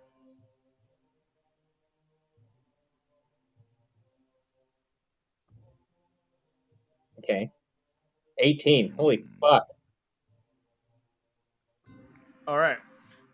You see, kind of swooping down towards you guys, flying towards you. You can see it is sparking electricity, just and fire off of it as it comes flying down towards you guys. It is going to. We're not really the fighters of the group, are we? No. Huh. I'm reading the thing real fast. Yeah, you're good. It is going to land, try to smack down in between you guys. Just smash the ground right next to you guys, dealing damage to you just automatically. Makes sense. 6 force damage. It's gonna hits the ground, and you see a pulse of just energy right from him. You see the cinders and the black smoke kind of hit you guys and hits you and take 6 force damage. It is then going to attack one of you. He's the Say druid. CT is 1, Brolar's 2. Brolar's 2. Yeah, he's the druid. Get him. He's the So one it who is needs to going learn to attack lessons. Brolar. Back. Cool. Does 22 hit Brolar? Is that for AC? AC, yes. As you see him kind of Yeah, like it hits. throw one of his wings at you, and you see it kind of touches you, and you see your entire body starts to get electrocuted. Oh, Jesus. You're taking 6, of electricity. You take 30. Oh dear God. Oh my 37 God. lightning damage, and then you see as it goes through your body, Barla, as you kind of hold your arms out, it jumps from you towards Ostrich. Ostrich, can you give me a dexterity saving throw? Oh fuck. Okay. Oscar can try. No. Okay. Okay. What kind of day is this? I'm sorry, Elemental Plane. I'm not a druid. I got it. You take 33 lightning damage as it kind of just courses through your body. I'm Also, gonna absorb elements. are you okay? So you Yeah. absorb elements, and Brolar, as you see the lightning shoot from you into Osric, you see him kind of like write a sigil into the air, and you see the arcane energy, the lightning and everything kind of sucked into the energy, kind of pass through one arm into his other hand. Or you see kind of sparks off his fingertips as he kind of catches the lightning. That's funny. I never redragged it after I got the Oh. Xanathars. That is its turn. Brolar, what do you want to do? As you currently see this thing kind of swinging its wings at you, and you see the spire about 10 feet from you, the handprints. Running away from it, you feel like it would try to attack you again, but you can if you want. Should we touch the spire? You should touch the spire. I don't know. Yeah. Go for it. I'll wait here.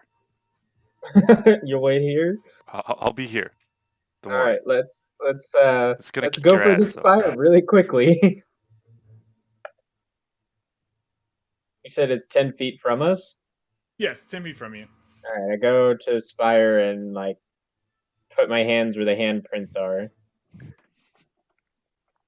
Okay. and I'm gonna save any like action and if I can.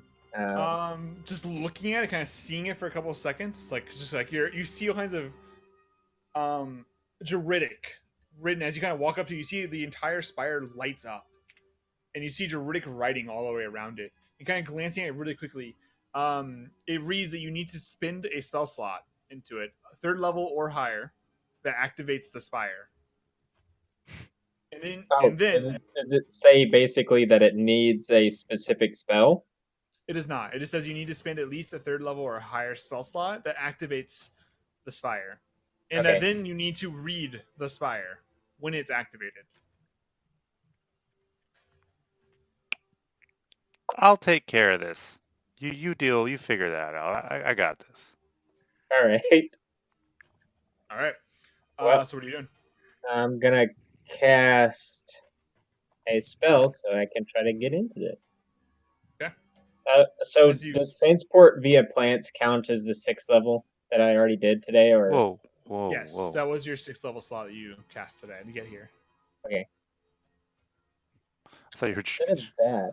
just any 3rd level spell. Just pump it. Yeah, you just need to pump the Hiya. slot. That's all you need to do. So whatever spell you want to cast into this thing, you're putting your hands into it and casting the spell into the spire itself.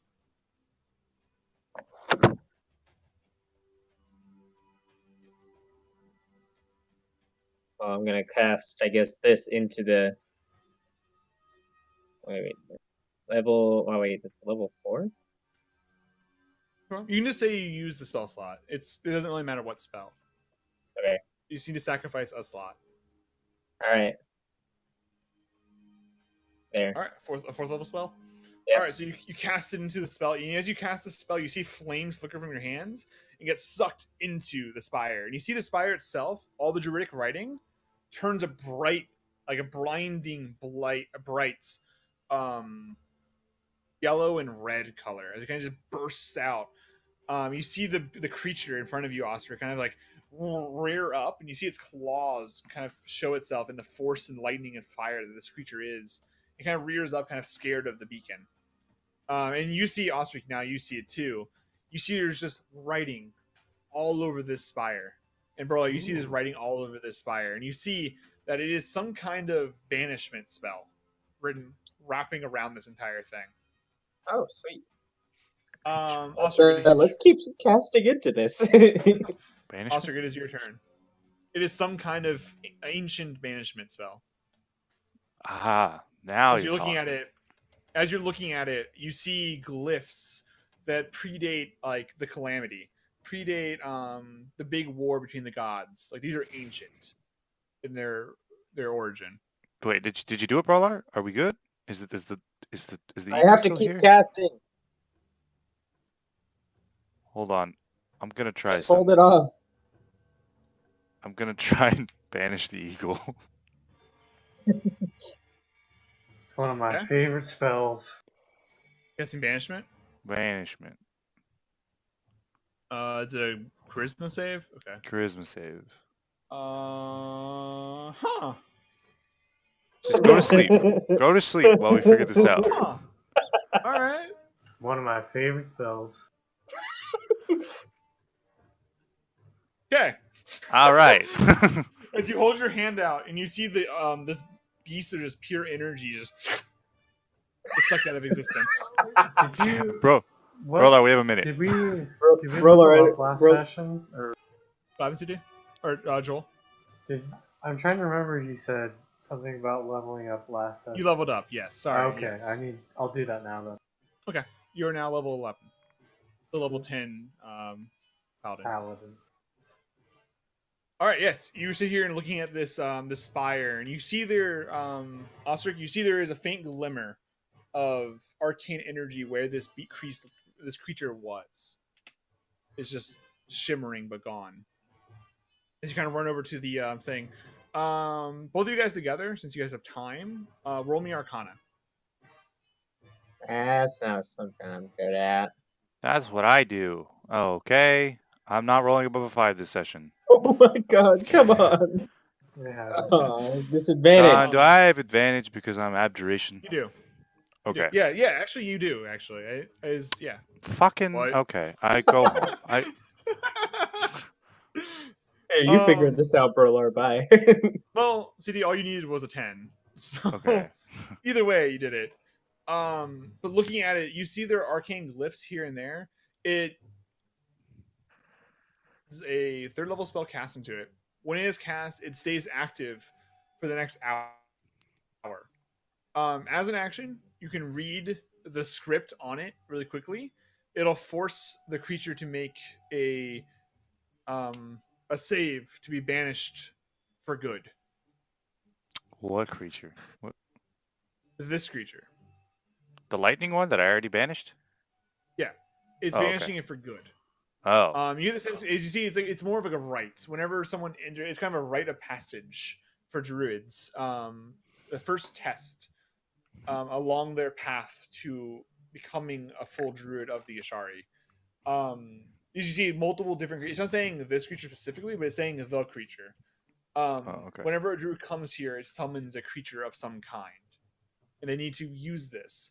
While reading it, though, it's your healing. As you go with that, you see if you read it and it passes the save, the spire shuts down again, requiring another spell slot. See, aren't you glad you brought another spellcaster friend? What if you ran out of spell slots? All right. Well, I've stopped wasting. All right. Well, we have like 20 seconds left, and then you do the thing. I'll stand by. Yep. The portal rips opens again. You see the creature. Are you gonna read it? Because you guys can hold action, kind of like. Yeah. I mean, Brolar is gonna read it. Yeah, Yeah. Rolar. So you take the action to read it. The creature gets in there save.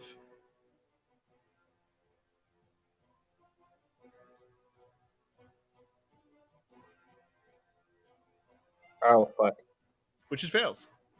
Oh. He's gonna sit there reading and you start chanting it, and you kind of sit there and you see the arcane glyphs come off of the statue, off the spire itself, and you see them start going through the air, and you see them start chaining around the monster in big chains around it. It start like going crisscrossing across its body, and start sucking into its body. You squeeze to about a marble size and sucks out of existence. Osric takes notes. Is it gone? Seems gone. mean- And you see the spire start just simmering down. The lights start turning off. The seagulls start going off. No, And you no. see the red bead of light on top kind of go dim. Okay.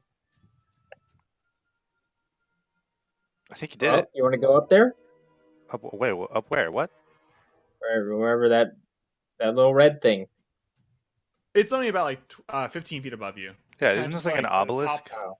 It's like an obelisk. I keep saying spire. It's Oh. more like an obelisk. I thought It's it was the like a only tip big of it. tower or something. No, sorry.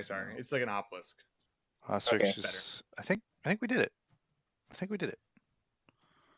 Well, I- whatever you did to it, I think it's gone. No, you did that. You did that. That was you. What? You did that. This is Okay. your rite of passage. As you Yeah. begin walking back. No, Ostric's not gonna leave yet. Okay. He's gonna turn it back on. I'm just gonna cast Study like it. a slow into it. Yeah, I want to turn it back on and copy down some of the runes. Okay. Copy down the runes. Roll Arcana with advantage. Yeah. Copy down most of it for the most part. You do see there are multiple mentions as you're kind of going over it now, taking the time, studying it right now. Stuff. There's multiple references to Ioun and iconography of Ioun throughout this entire thing. Very good. It looks like this is her handiwork, or at least someone of her following, at least. Neat. Aiden, back at Mhm. William's house, kind of he's going through a bunch of stuff. You see there are multiple photos of him as a child with Croft and Lindsay. Both of them like kind of hanging out, playing in the yard. You see there's a photo of them, all three of them, fencing together, kind of like a three-way fight with Vincent Orsini behind them, kind of like coaching them. You see a photo of him during his graduation from school with Vincent behind him, currently like with him, kind of like as a father, kind of like where the father would be. It looks very of him, Cassandra, or sorry, him, Chrysidia Croft, and Lindsay Mhm. Marin and Vincent Orsini, as he's currently just kind of grabbing books, going through papers. He eventually finds his notes. He pulls them out and kind of hands them to you. Thank you. I was told to just forget about it. It's just an animal attack. Strange that Okay. animals attacking this close to the city. Most That's of the what time I it's just find thugs. strange as well, and why I'm looking into. Well, if you find anything, I would love the get my foot back in the door and maybe get off this stupid detail I'm on currently. Boring, just kind of hanging out around the castle. Nothing ever happens. I'll let you know. You. So you want to come back and drink with me? Yeah, sure. Is it the? And since he's not here, out of character, is it the same lady that Jesus was with that one night with the firearm? The one that was asking the questions. I just I remember Croft said Jesus was. Yeah, With she someone. was talking about Exlara, Matt's character. Oh, okay, gotcha. Yeah. The one on here, the one that he's listing, is named Sarah. Sarah Smooth is the name that he wrote down for the lady that was asking questions. Okay. And it says on it niece to the deceased. Oh, that terrible rhyme. Niece to the deceased. Oh,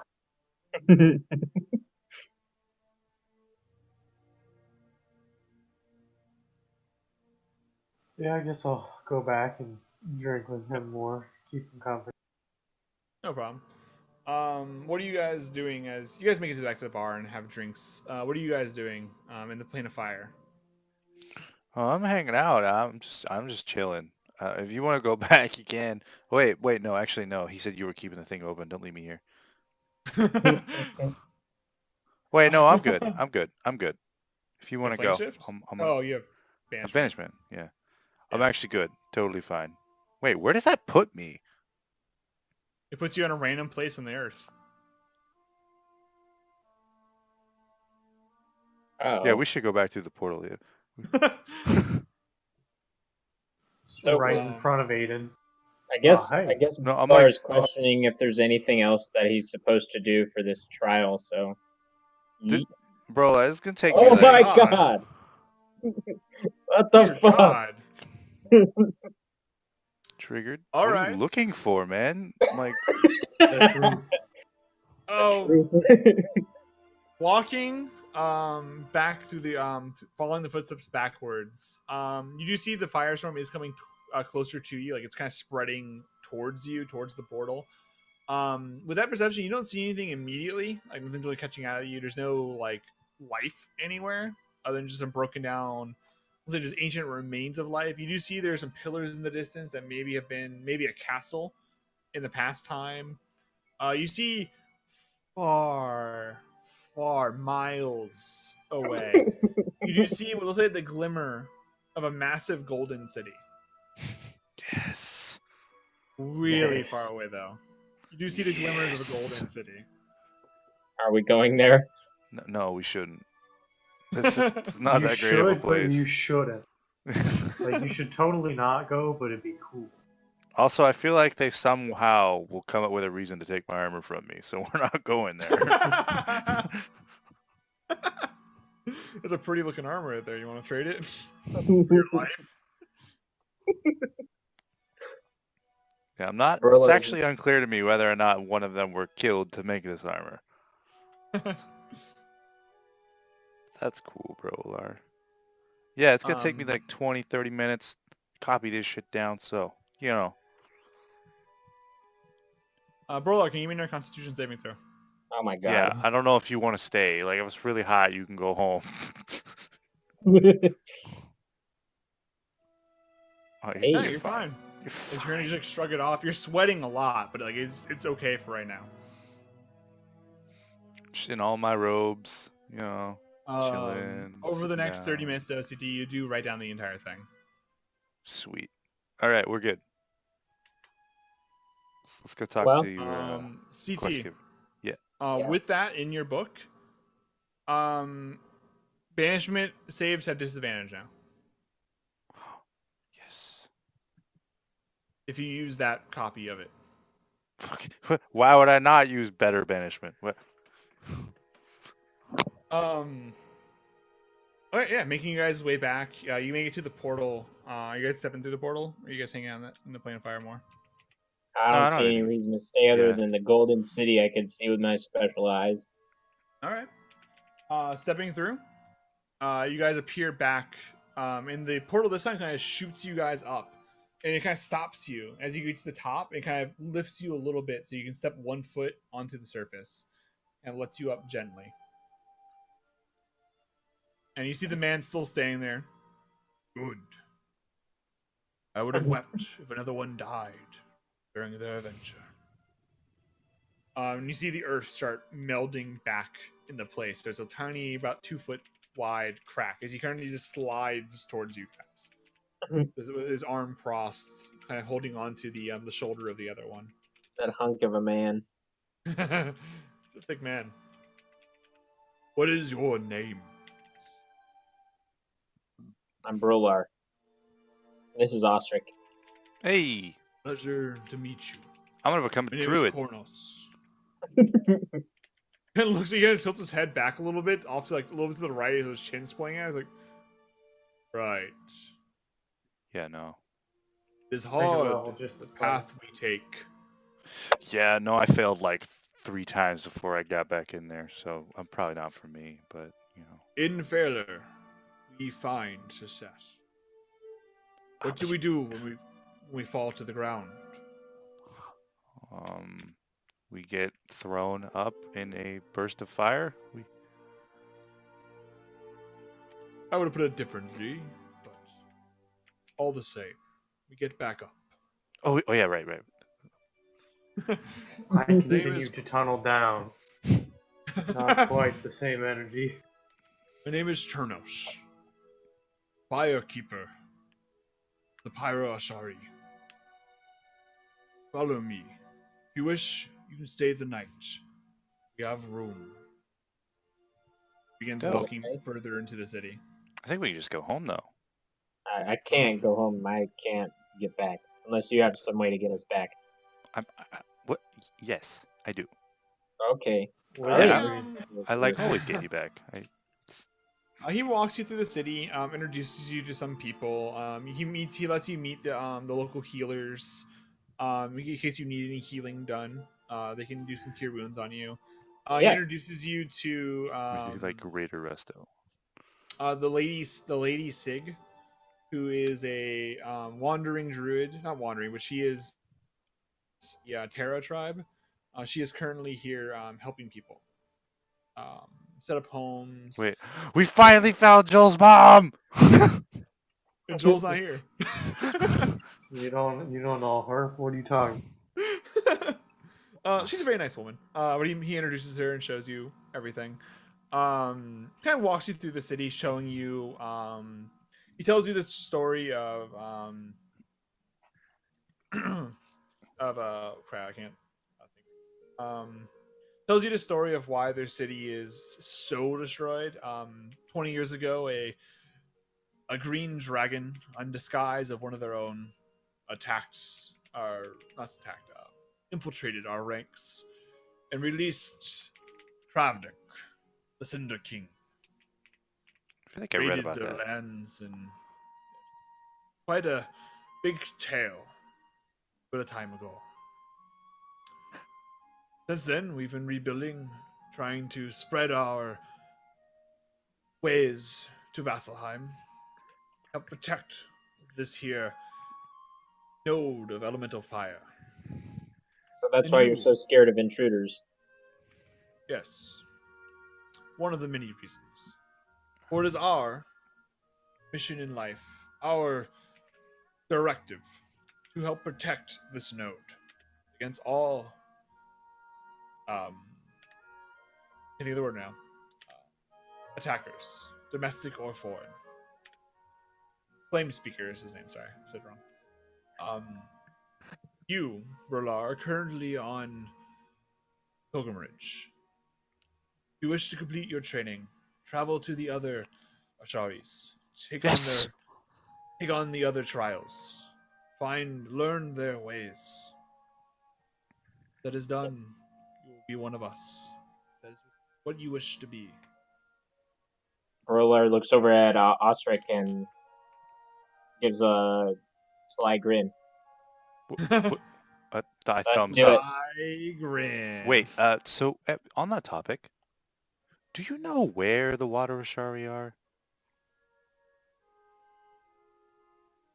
Are you asking me? Look at Flame Speaker. I wasn't and sure. both of you. Like I I don't- turned to both of you Yeah, because like you just accepted this. You need to know where they're going. You know. I think that guy at that store at the he But told we me. have one of the leaders. What? The Water Ashari. They live in Yeah. Vestra. That's true. Off the island dear God, located among the Amen Islands in the Osmit Sea. Osmond C. Damn it. Okay. Their leader is the Heart of Tides, Headmaster Uvuna. Headmaster Uvunda. Unda. I will definitely remember that. That makes sense. The Almond Islands. Almond Islands. He goes through each one of them for you. I can do it in 1 second for you guys. Osmond C. That's where my pater went. Father? Yes. He went to them looking about summoning, I believe. Oh. Wait. Unless you went to all Headmaster of- four of them. Have you heard of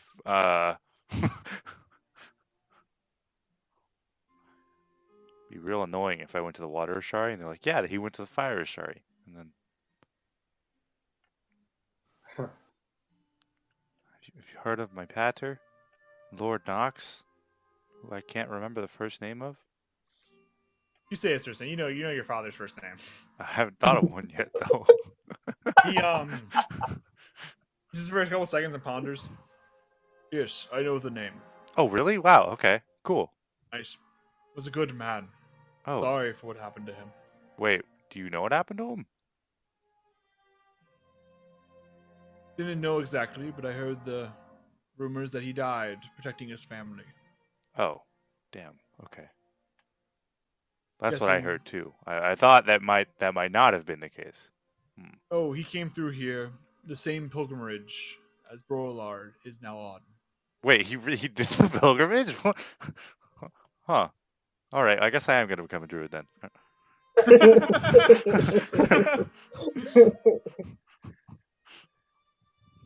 was a good All right, man. Brolar. I just put out one arm, like just like elbow to like touch elbows. We're in this together then. Elbow bump. Nice. He walks you through the city. He tells you about your father, that he helped heal the village in their time of need, that he was a man that was needed in the moments that they needed him, that he was an adventurer, that he was a very quiet man. He didn't talk very much about his a family, his personal life, but he helped them when they needed it. And that after he completed his journey here, he then went to Zephyra. No, so we did this out of order. We should have gone to the From water what he shard knows. first. From what he knows, he went to Zephyra. Dang it, Brolar. He doesn't Well, really know alright. anything past that because he, as he mentions, he talks about it, he didn't keep in contact. He didn't talk to him. He just know that his journey was to go to Zephyra after he left here. He didn't know anything about past that, or even if he finished the journey. Perhaps we'll find more about Zephyra. Well, thank you. That's more answers than you've gotten from any other creature. You guys teleporting back then? I mean, you wanna go back? Brolar's cool with that. I figured we go back. I mean, Let's go.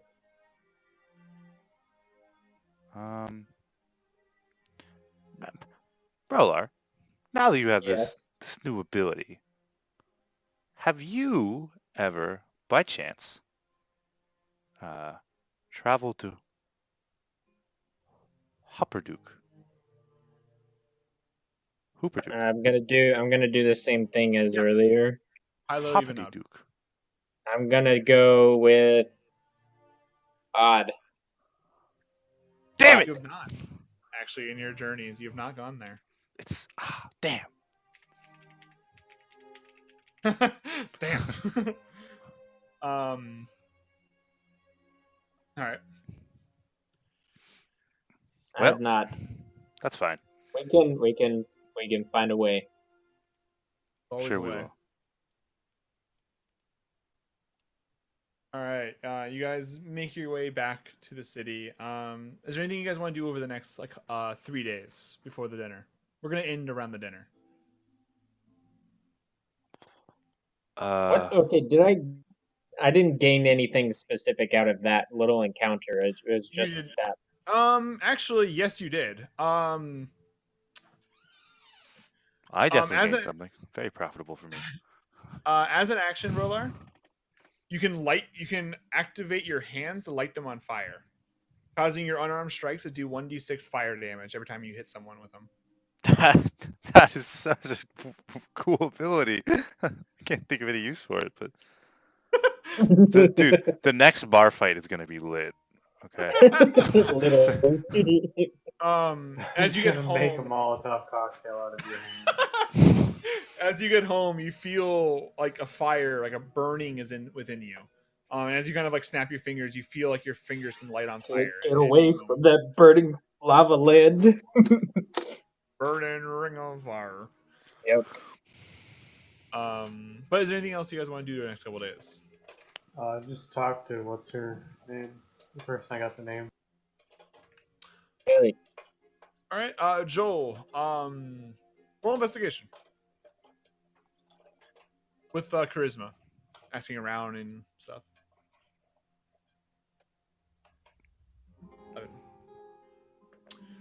Asking around, you find no record or no one really understands who that lady is.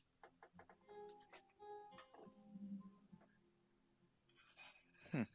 And you do hear, as you're talking to some people, many people say that Leonard never had any family.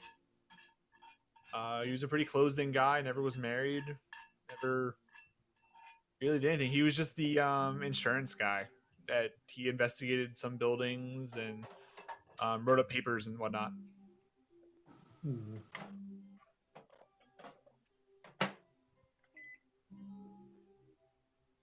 Yeah, he was an insurance claim person, is what you find.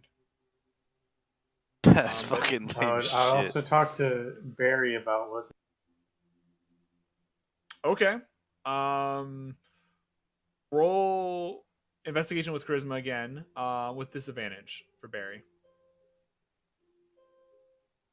Unless I know guys- locate object. I'll find him. Unless he's okay. stopped carrying Caprica. Nah, dude. That is a. I mean, roll. 3 days. Roll. How many spell slots do you have, Joel? Let's see, How many? what How many are level you is willing to use? that? I mean, 3 days before the ball. Locate object. I'll use 3 a day. All right. So roll me. Roll me 3 charisma checks. Wow, Alright. subpar. The first 3, you do not find him in your searches. The next day, do you want to do it 3 more times? Yeah. All right, roll me 3 more. The next day, you do not find him either. You want to do the last day? You want to do 3 more again? Or do you want to Yeah. use more spell slots? Okay. I'll go 3 at least. Okay. All right. I see one that's when Um, you got me, man. Yeah, I see you at 20 there.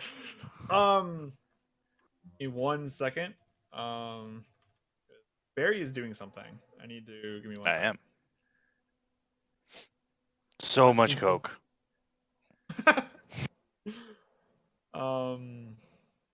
Again, I see that load some notes about this building that I have. One note, just don't remember where. Where is this thing?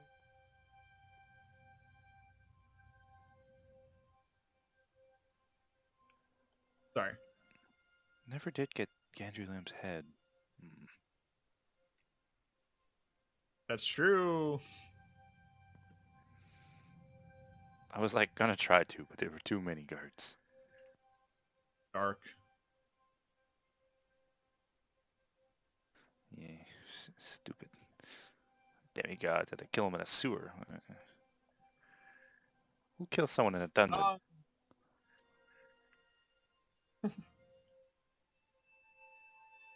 Where are my notes? Wycome. Where's this stupid place?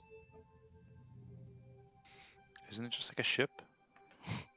No, you're not there. Oh, I'm not there? Oh, where am I? No, Joel, as you're kind of going through the West Outersteds, which are the shingles, kind of making your way through, you find the playhouse that you guys went to meet Dodger when he gave you the information about the kid. I can't remember the name exactly. It's something Excruciables. Laws remember something Excruciables. It is a nasty, broken down playhouse. That's a massive auditorium that is seeing better days. As you kind of walk up, Barry is pinging inside that building. And you see there's a ticket booth outside currently holding tickets for the show tonight. And you see out front, it looks like a play about the shadow, which has currently the shadow tackling a naked woman behind on the poster. So Barry's coming to watch the show, is what I reckon. He's in the playhouse somewhere. You can sense he's in well, there. I guess I'm gonna go watch play. I'm playing the shadow. What are you talking about? Oh no. The play isn't for the next couple of hours, but you do go in there. You see people are currently setting up. People are finding their seats. You see most people in here are low life. People are just, it's nasty in here. It smells terrible.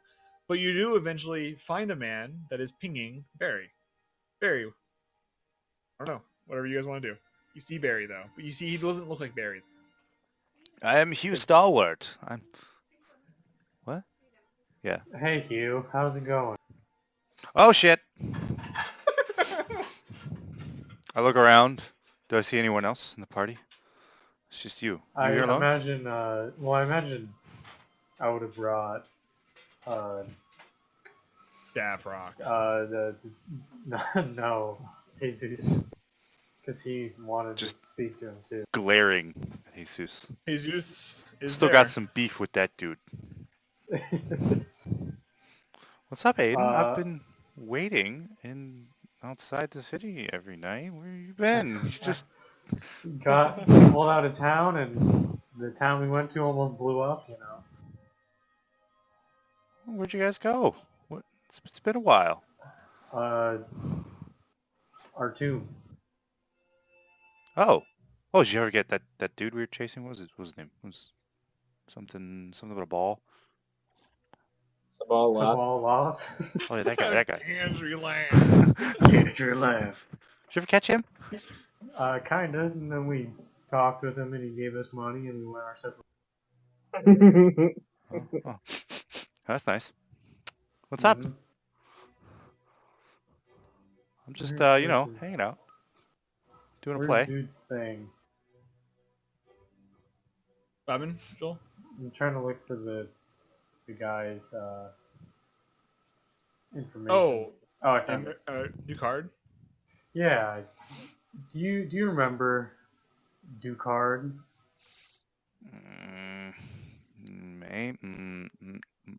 More information? Uh, I've met a do lot I of people remember anything? recently.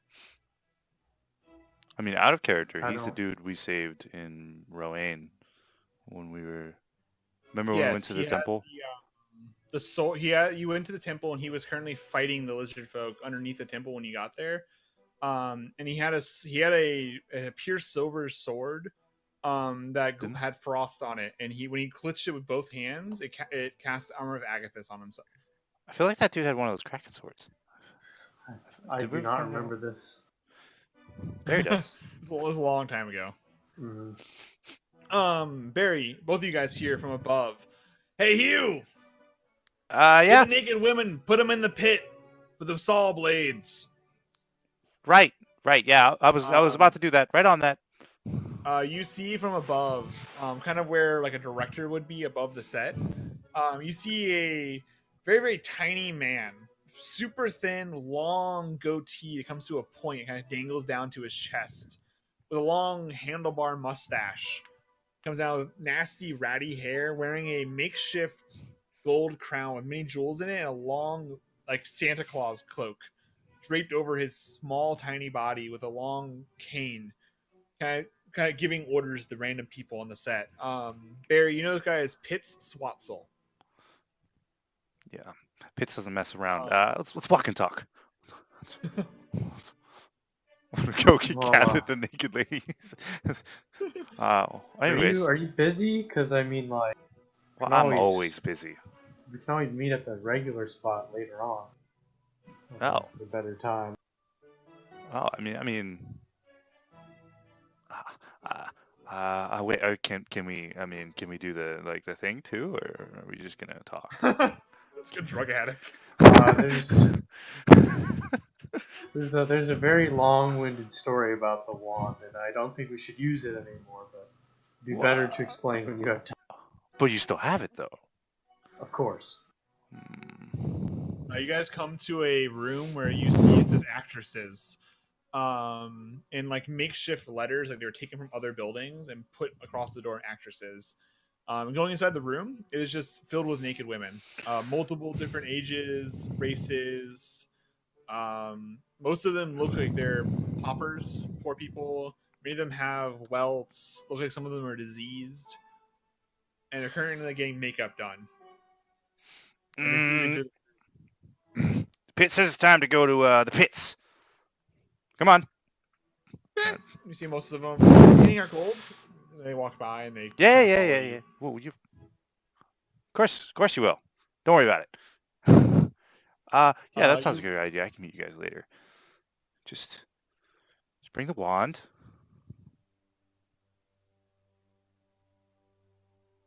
I will. I will. All right.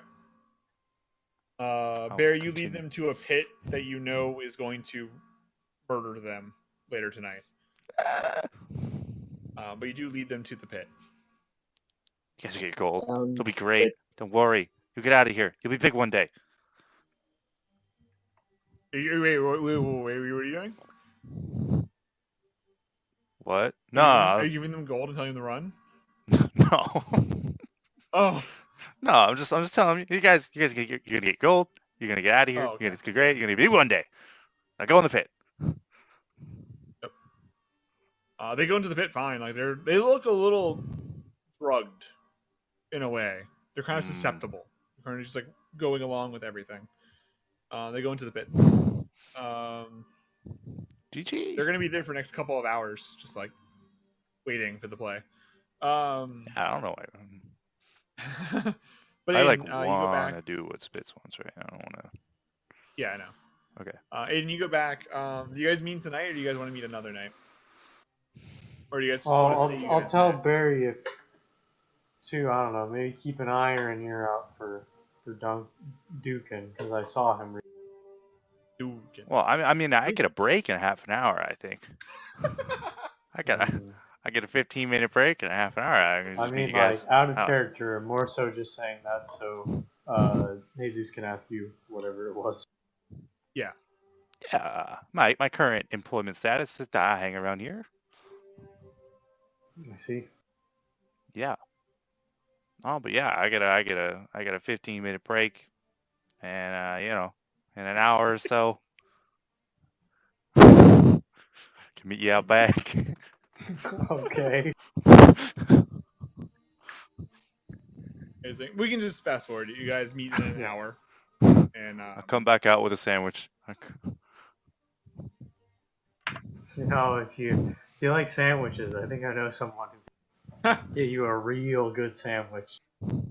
It's fiendishly delicious. Fiendishly delicious. Well, that sounds great. Maybe I'll meet him someday. Anyways, talking about Ducard? Yeah, I remember Ducard. Me and him had a nice conversation while you guys were all asleep.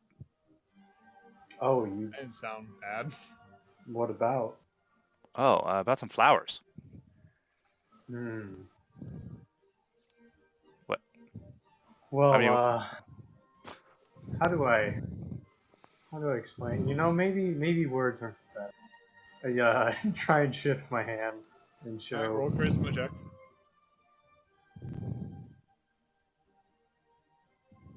So many charisma checks right here. I don't even know what to do. There's just so many. 21. With that, you it hurts a little bit, but you see your hand, Barry. You see his hand start to grow a little bit of fur on the sides, like a black sleek fur, and claws start to crawl out of the fingertips. I just and you put see my his hand. eyes. Oh, his you eyes. see his eyes glow orange, glow like a yellowish amber color. Whoa! Put my hand over claw. Like, dude. It's sharp. You still have that? They feel like they will cut you. Whoa.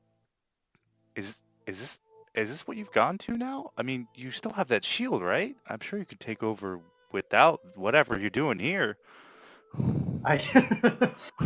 This was well, it appears our friend Dukin, he's been hunting me. I don't think he knows it's me. Only the big furry me. Oh. Are you, dude?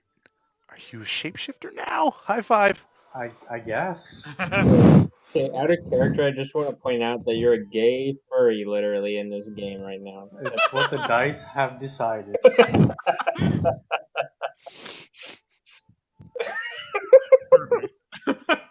See, I knew we were always close. I knew we had that. We're even closer. You did. We both are adverse to moonbeams. I love it. That's pretty true. Yeah, I mean, anyway, this dude, he wanted me to go to get some flowers.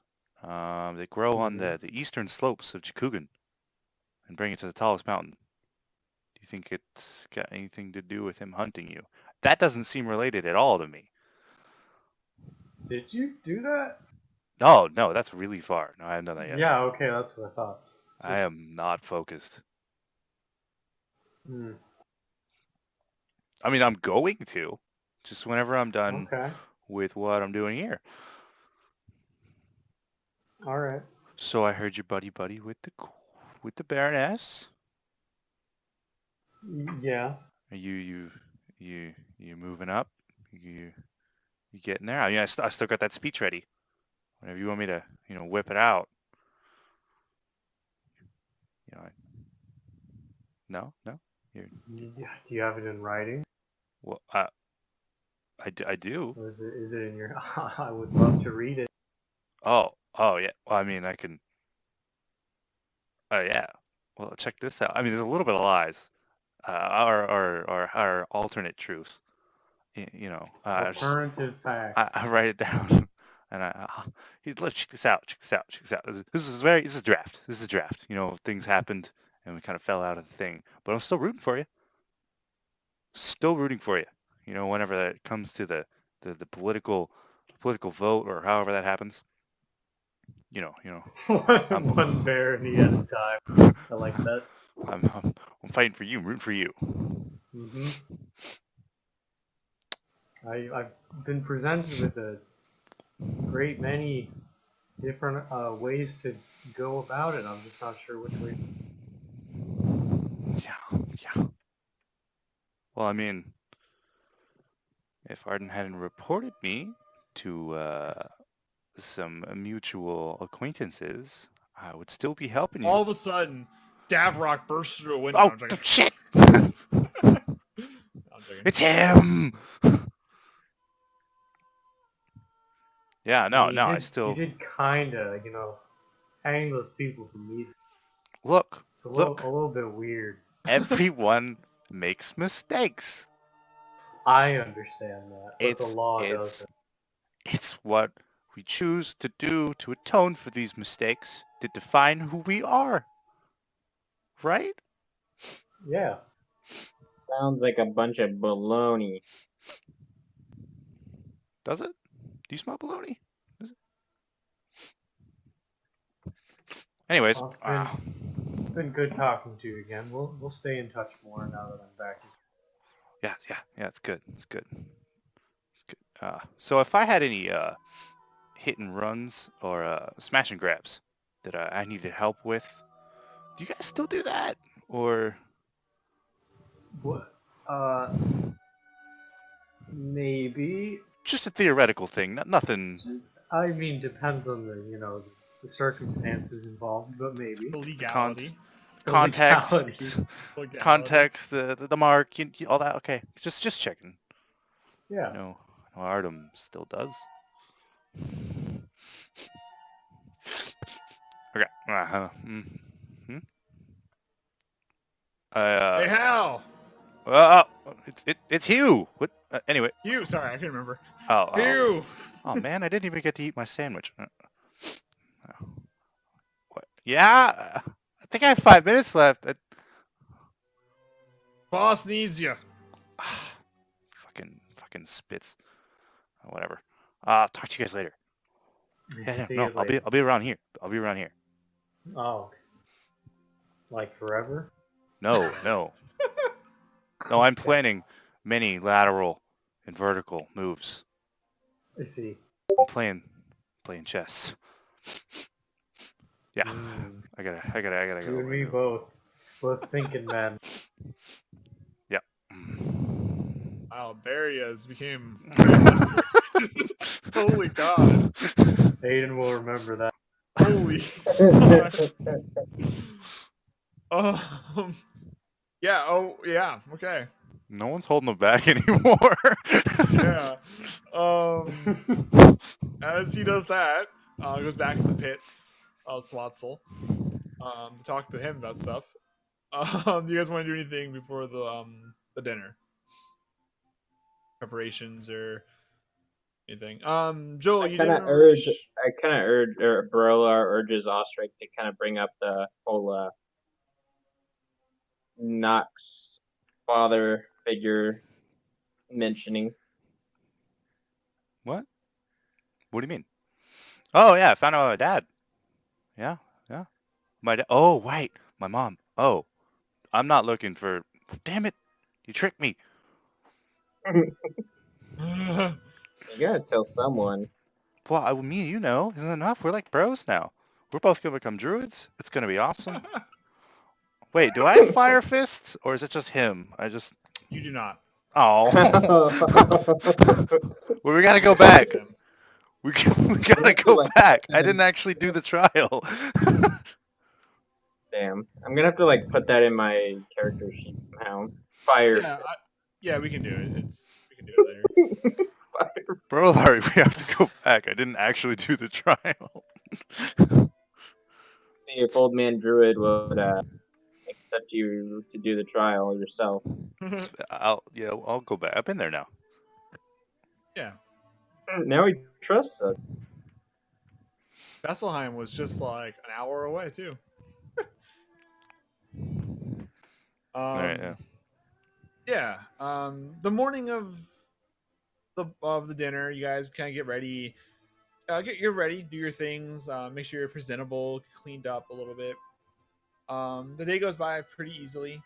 It's cold. It's snowing a little bit. I should move the day tracker ahead a little bit so I don't forget. Advanced day, but it is the 1st of December.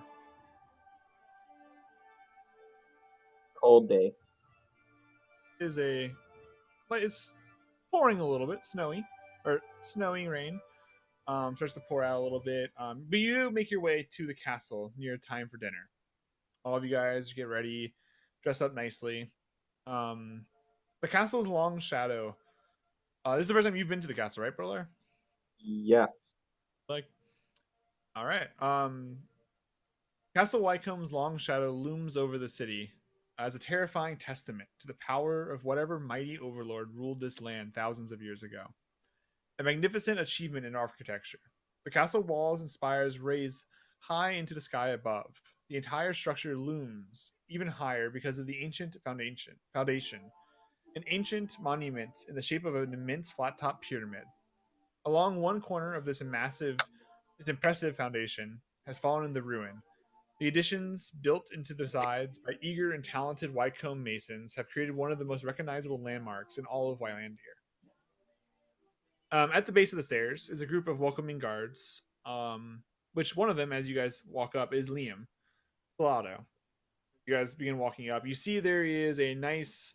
The pyramid itself has a long ramp that leads up to the very top of it, where the castle is.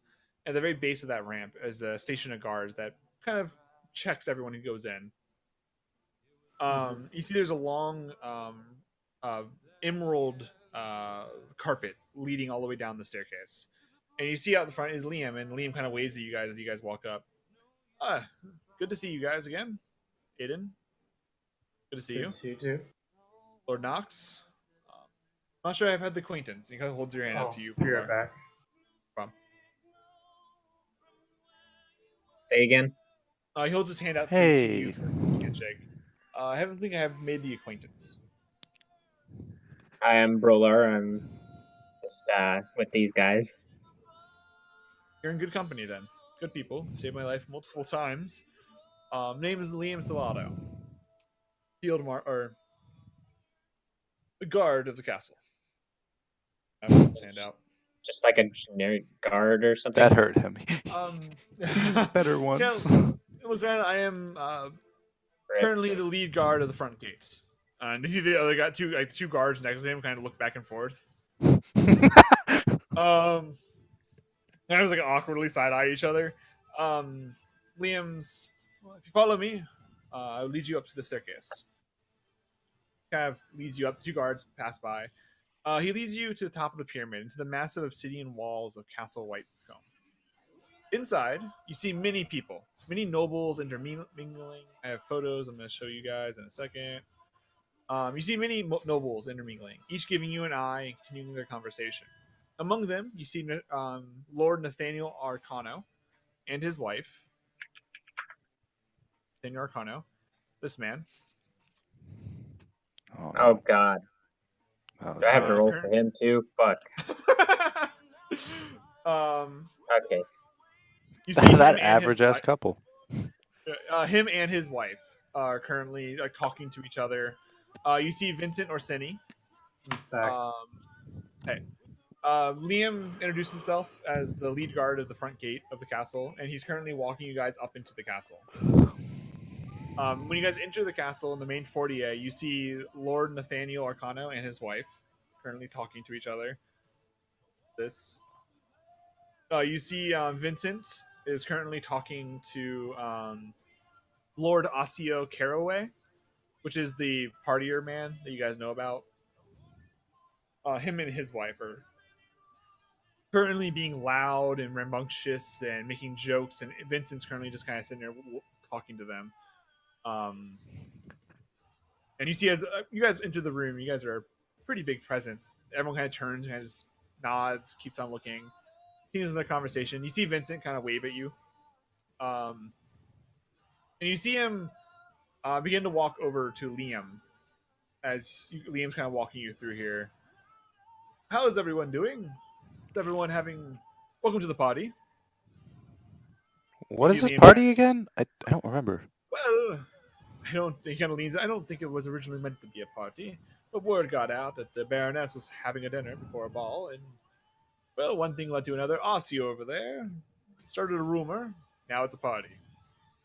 Hmm. Darn Osseo. You see Osseo in the back with his wife, currently just like telling a tale about how he bought some crazy bar in a faraway land and then sold it for a extreme amount of money and just got away like that. Had a massive party in it, and he's just joking with other people.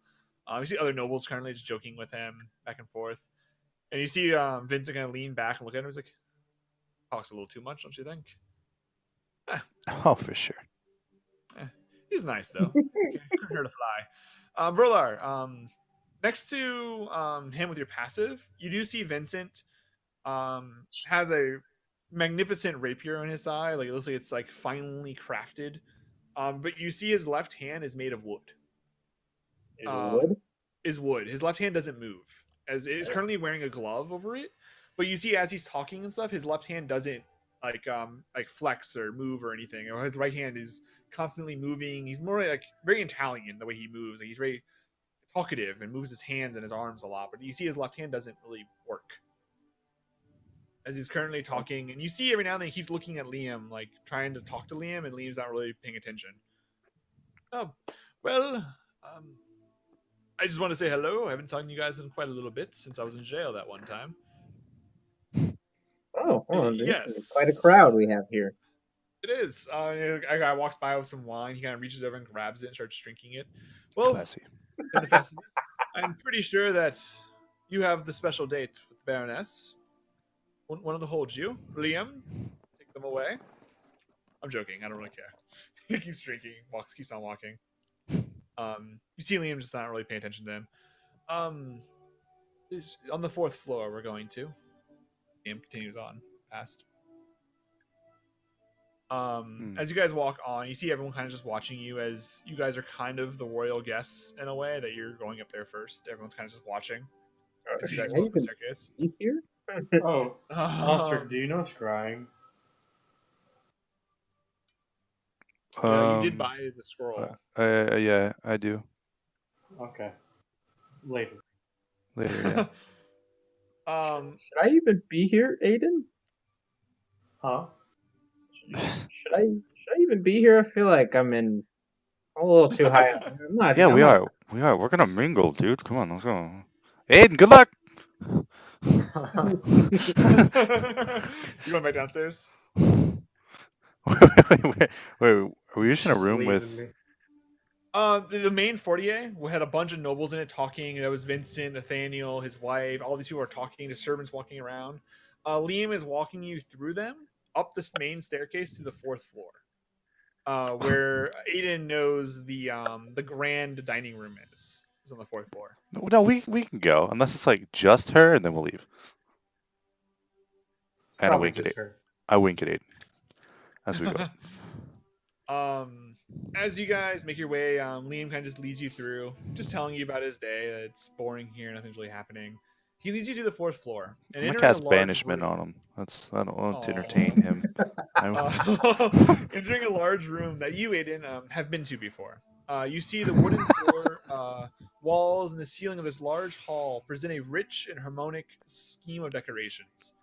The 25-foot high ceiling is supported by pillars inlaid with ivory and partially hidden by a hanging forest of silk draperies in colors of autumn. Near the walls, these draperies reach down to the floor in cascades of deep reds and yellowish orange silks. Circular crimson couches sit around the base of these pillars, with matching stuffed stools and low ebony tea tables with stained glass tops. In the middle of the hall is empty space that serves as a dance floor and a balustrade opening to the stage hall below. Sitting at the head of the far table is Baroness Elosha Arabrasti, which is a photo. I don't think Barlar has seen her yet. There No. she is. And Lindsay. All right, roll time. You see her currently. Oh no. What'd you Yeah, get? I mean, duh. Nah, everyone rolled high for her. So Yeah, I think I rolled a 7.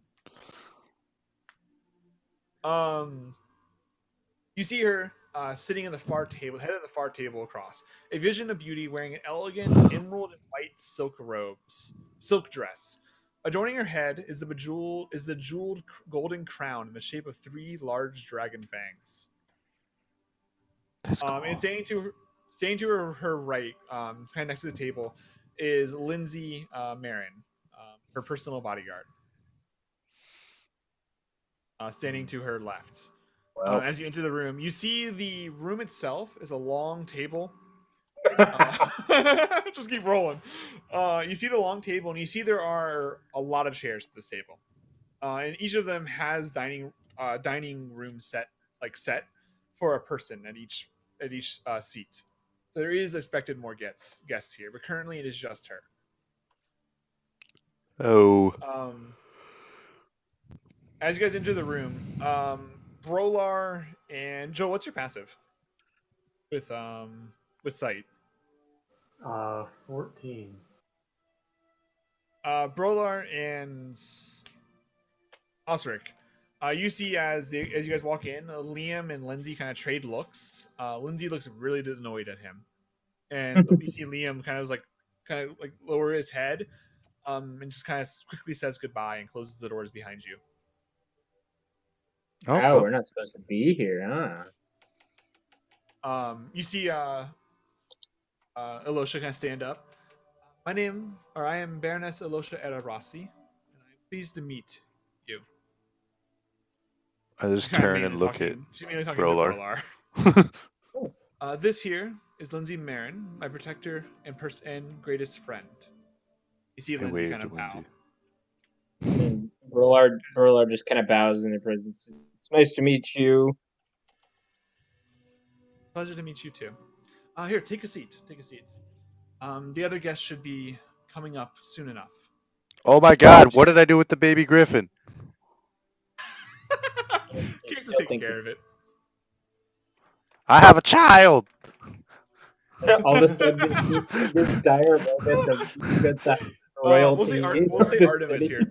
Suddenly, I forgot my griffin. Just burst out a window and just fly away. I teleport away. I just detour out. We'll say Artemis here too. Artemis gonna take a seat. Of course he's here. No way. I'm sure Artem already hit on half the noble women down there. Probably 100%. As you guys take your seats, you see servants are walking around currently cleaning up the place even more, like just making sure everything's perfectly straight and tight. As you guys take your seats, you see Losha whisper something over to Lindsay, and Lindsay kind of just shakes her head no. For a moment, she's like, "Get rid of the other ones." No. Just... Losha, as you guys sit down, I'm sorry about the party. Seems Osseo heard about it, and things got a little bit out of hand. So it was supposed to just be us having a quiet dinner. Do I feel like she's talking to us or just Aiden? Roll insight.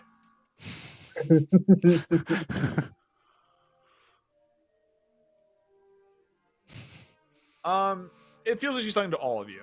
She did invite all of you. Oh, right. We were. I thought we were just a side note because No, she invited all of you. Third to come wheel. here. we're making a bus. You do remember that she did invite Aiden mainly because she wished to talk to him about the color scheme of what he's wearing because she wants to match him for the ball.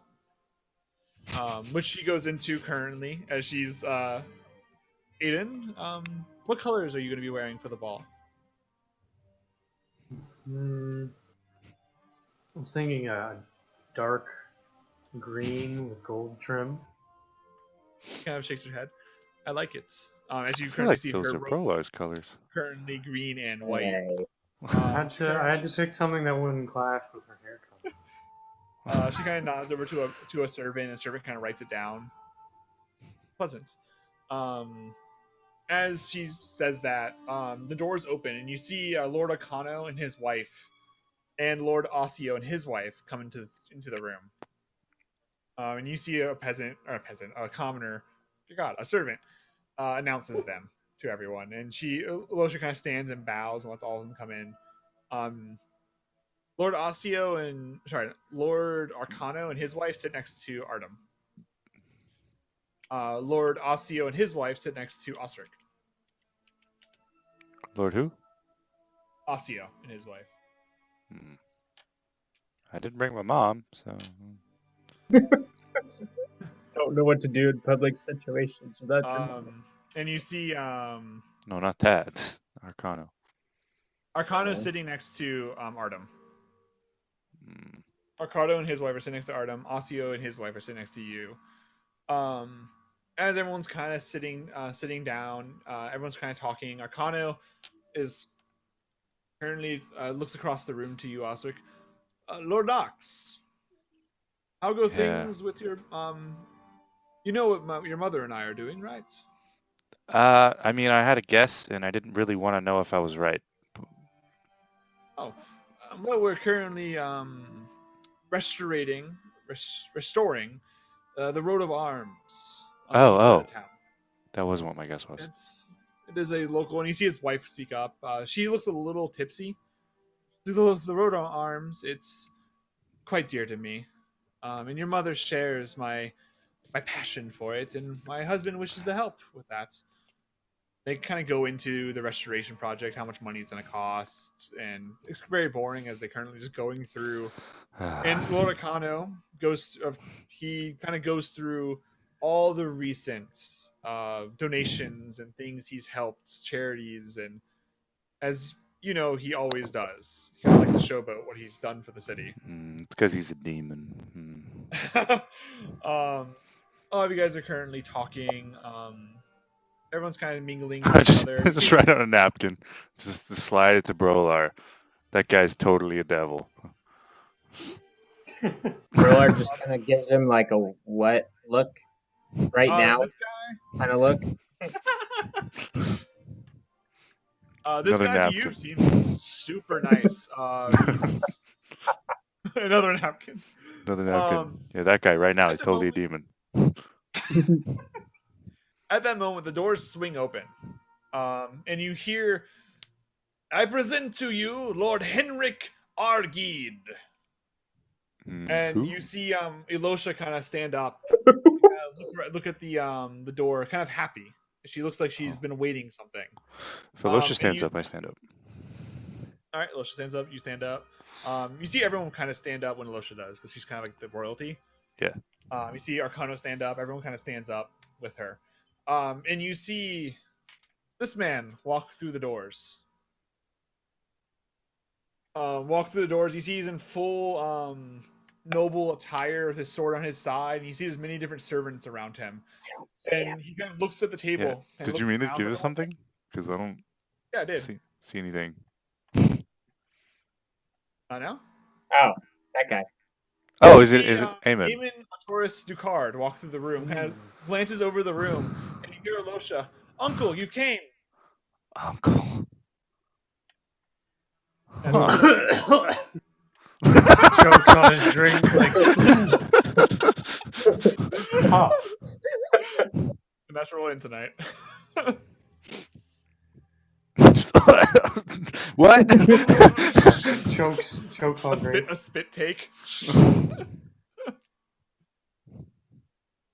Oh my god, I have 2 Pokemon left. Get him. Nice.